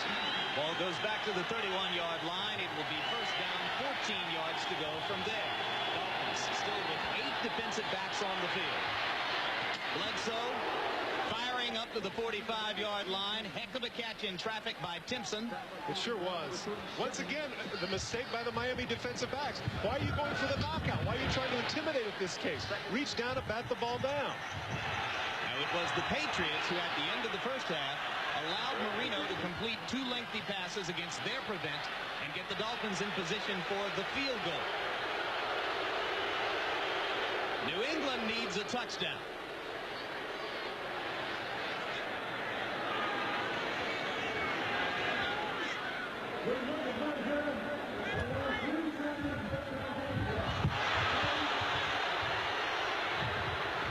The argument here is he wants to tack on some seconds onto the clock, which Don Shula doesn't appreciate. So they did put on an additional 3 seconds to 54.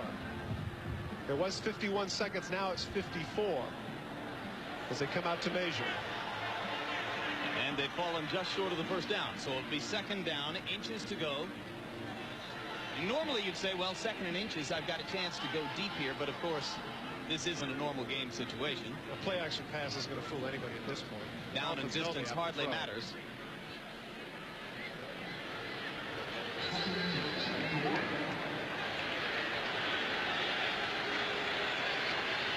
Chains stay in place. They're still short of the first down.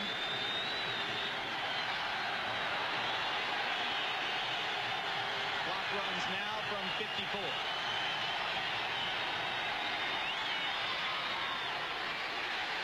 Brought down inbounds. J.B. Brown making the tackle on Michael Timpson. First down for the Patriots. He'd be wise to spike the ball right here. Oh, that's it. They get the incompletion and stop the clock. It was Crittenden in the open field who was hit from behind by Sean Hill. Bill Parcells is telling him what I just mentioned. Down the play here. Stop the clock. But evidently he didn't look over to the sidelines and opted to throw the ball in the middle of the field anyway, costing himself about 5 or 6 seconds.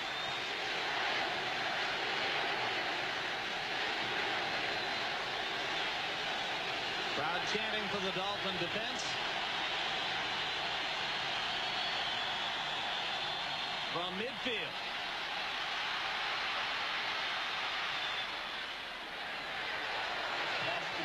Nobody there. He was throwing it away to stop the clock. 24 seconds remaining. Now, 24 seconds, that doesn't mean that the middle of the field can't be used. What he has to tell the people in the huddle right now is that we need to get the first down in the middle of the field, sprint up there as quickly as possible on a hook route, and then spike the ball, and hopefully have the ball at around the 30 to 35-yard line with about 15 to 17 seconds left in the game. You do not necessarily have to get out of bounds at this point because they desperately need the first down, and if they hustle, they can come up and spike the ball and get away with it. And now for one of the first times all day, Coates comes out of the game as the Patriots go to 4 wide, and Steve Hawkins comes on. Bledsoe throwing the out. Crittenden the intended receiver. And Sean Hill, number 31, was there to cover for the Dolphins. 18 seconds to go. And now you got 4th down and 10. The middle of the field is completely clear because of the way they're setting up defensively. They're trying to prevent the very thing that they've been trying to throw the last couple of times, which is near the sidelines. If they had been coached just run to the middle of the field and set down in the hook position, they could get the first down. Hustle up, spike the ball, and they have 2 throws into the end zone. Great way to open the season. 2 quarterbacks over 400 yards, 9 touchdown passes. It all comes down to this, and the Dolphins make the play. Timpson, the intended receiver, Muhammad Oliver, and Sean Hill. A couple of reserve defensive backs are there to bat the ball down. And Bill Parcells is going to have to swallow a tough loss as he takes his team back to Foxborough to face the Bills next week.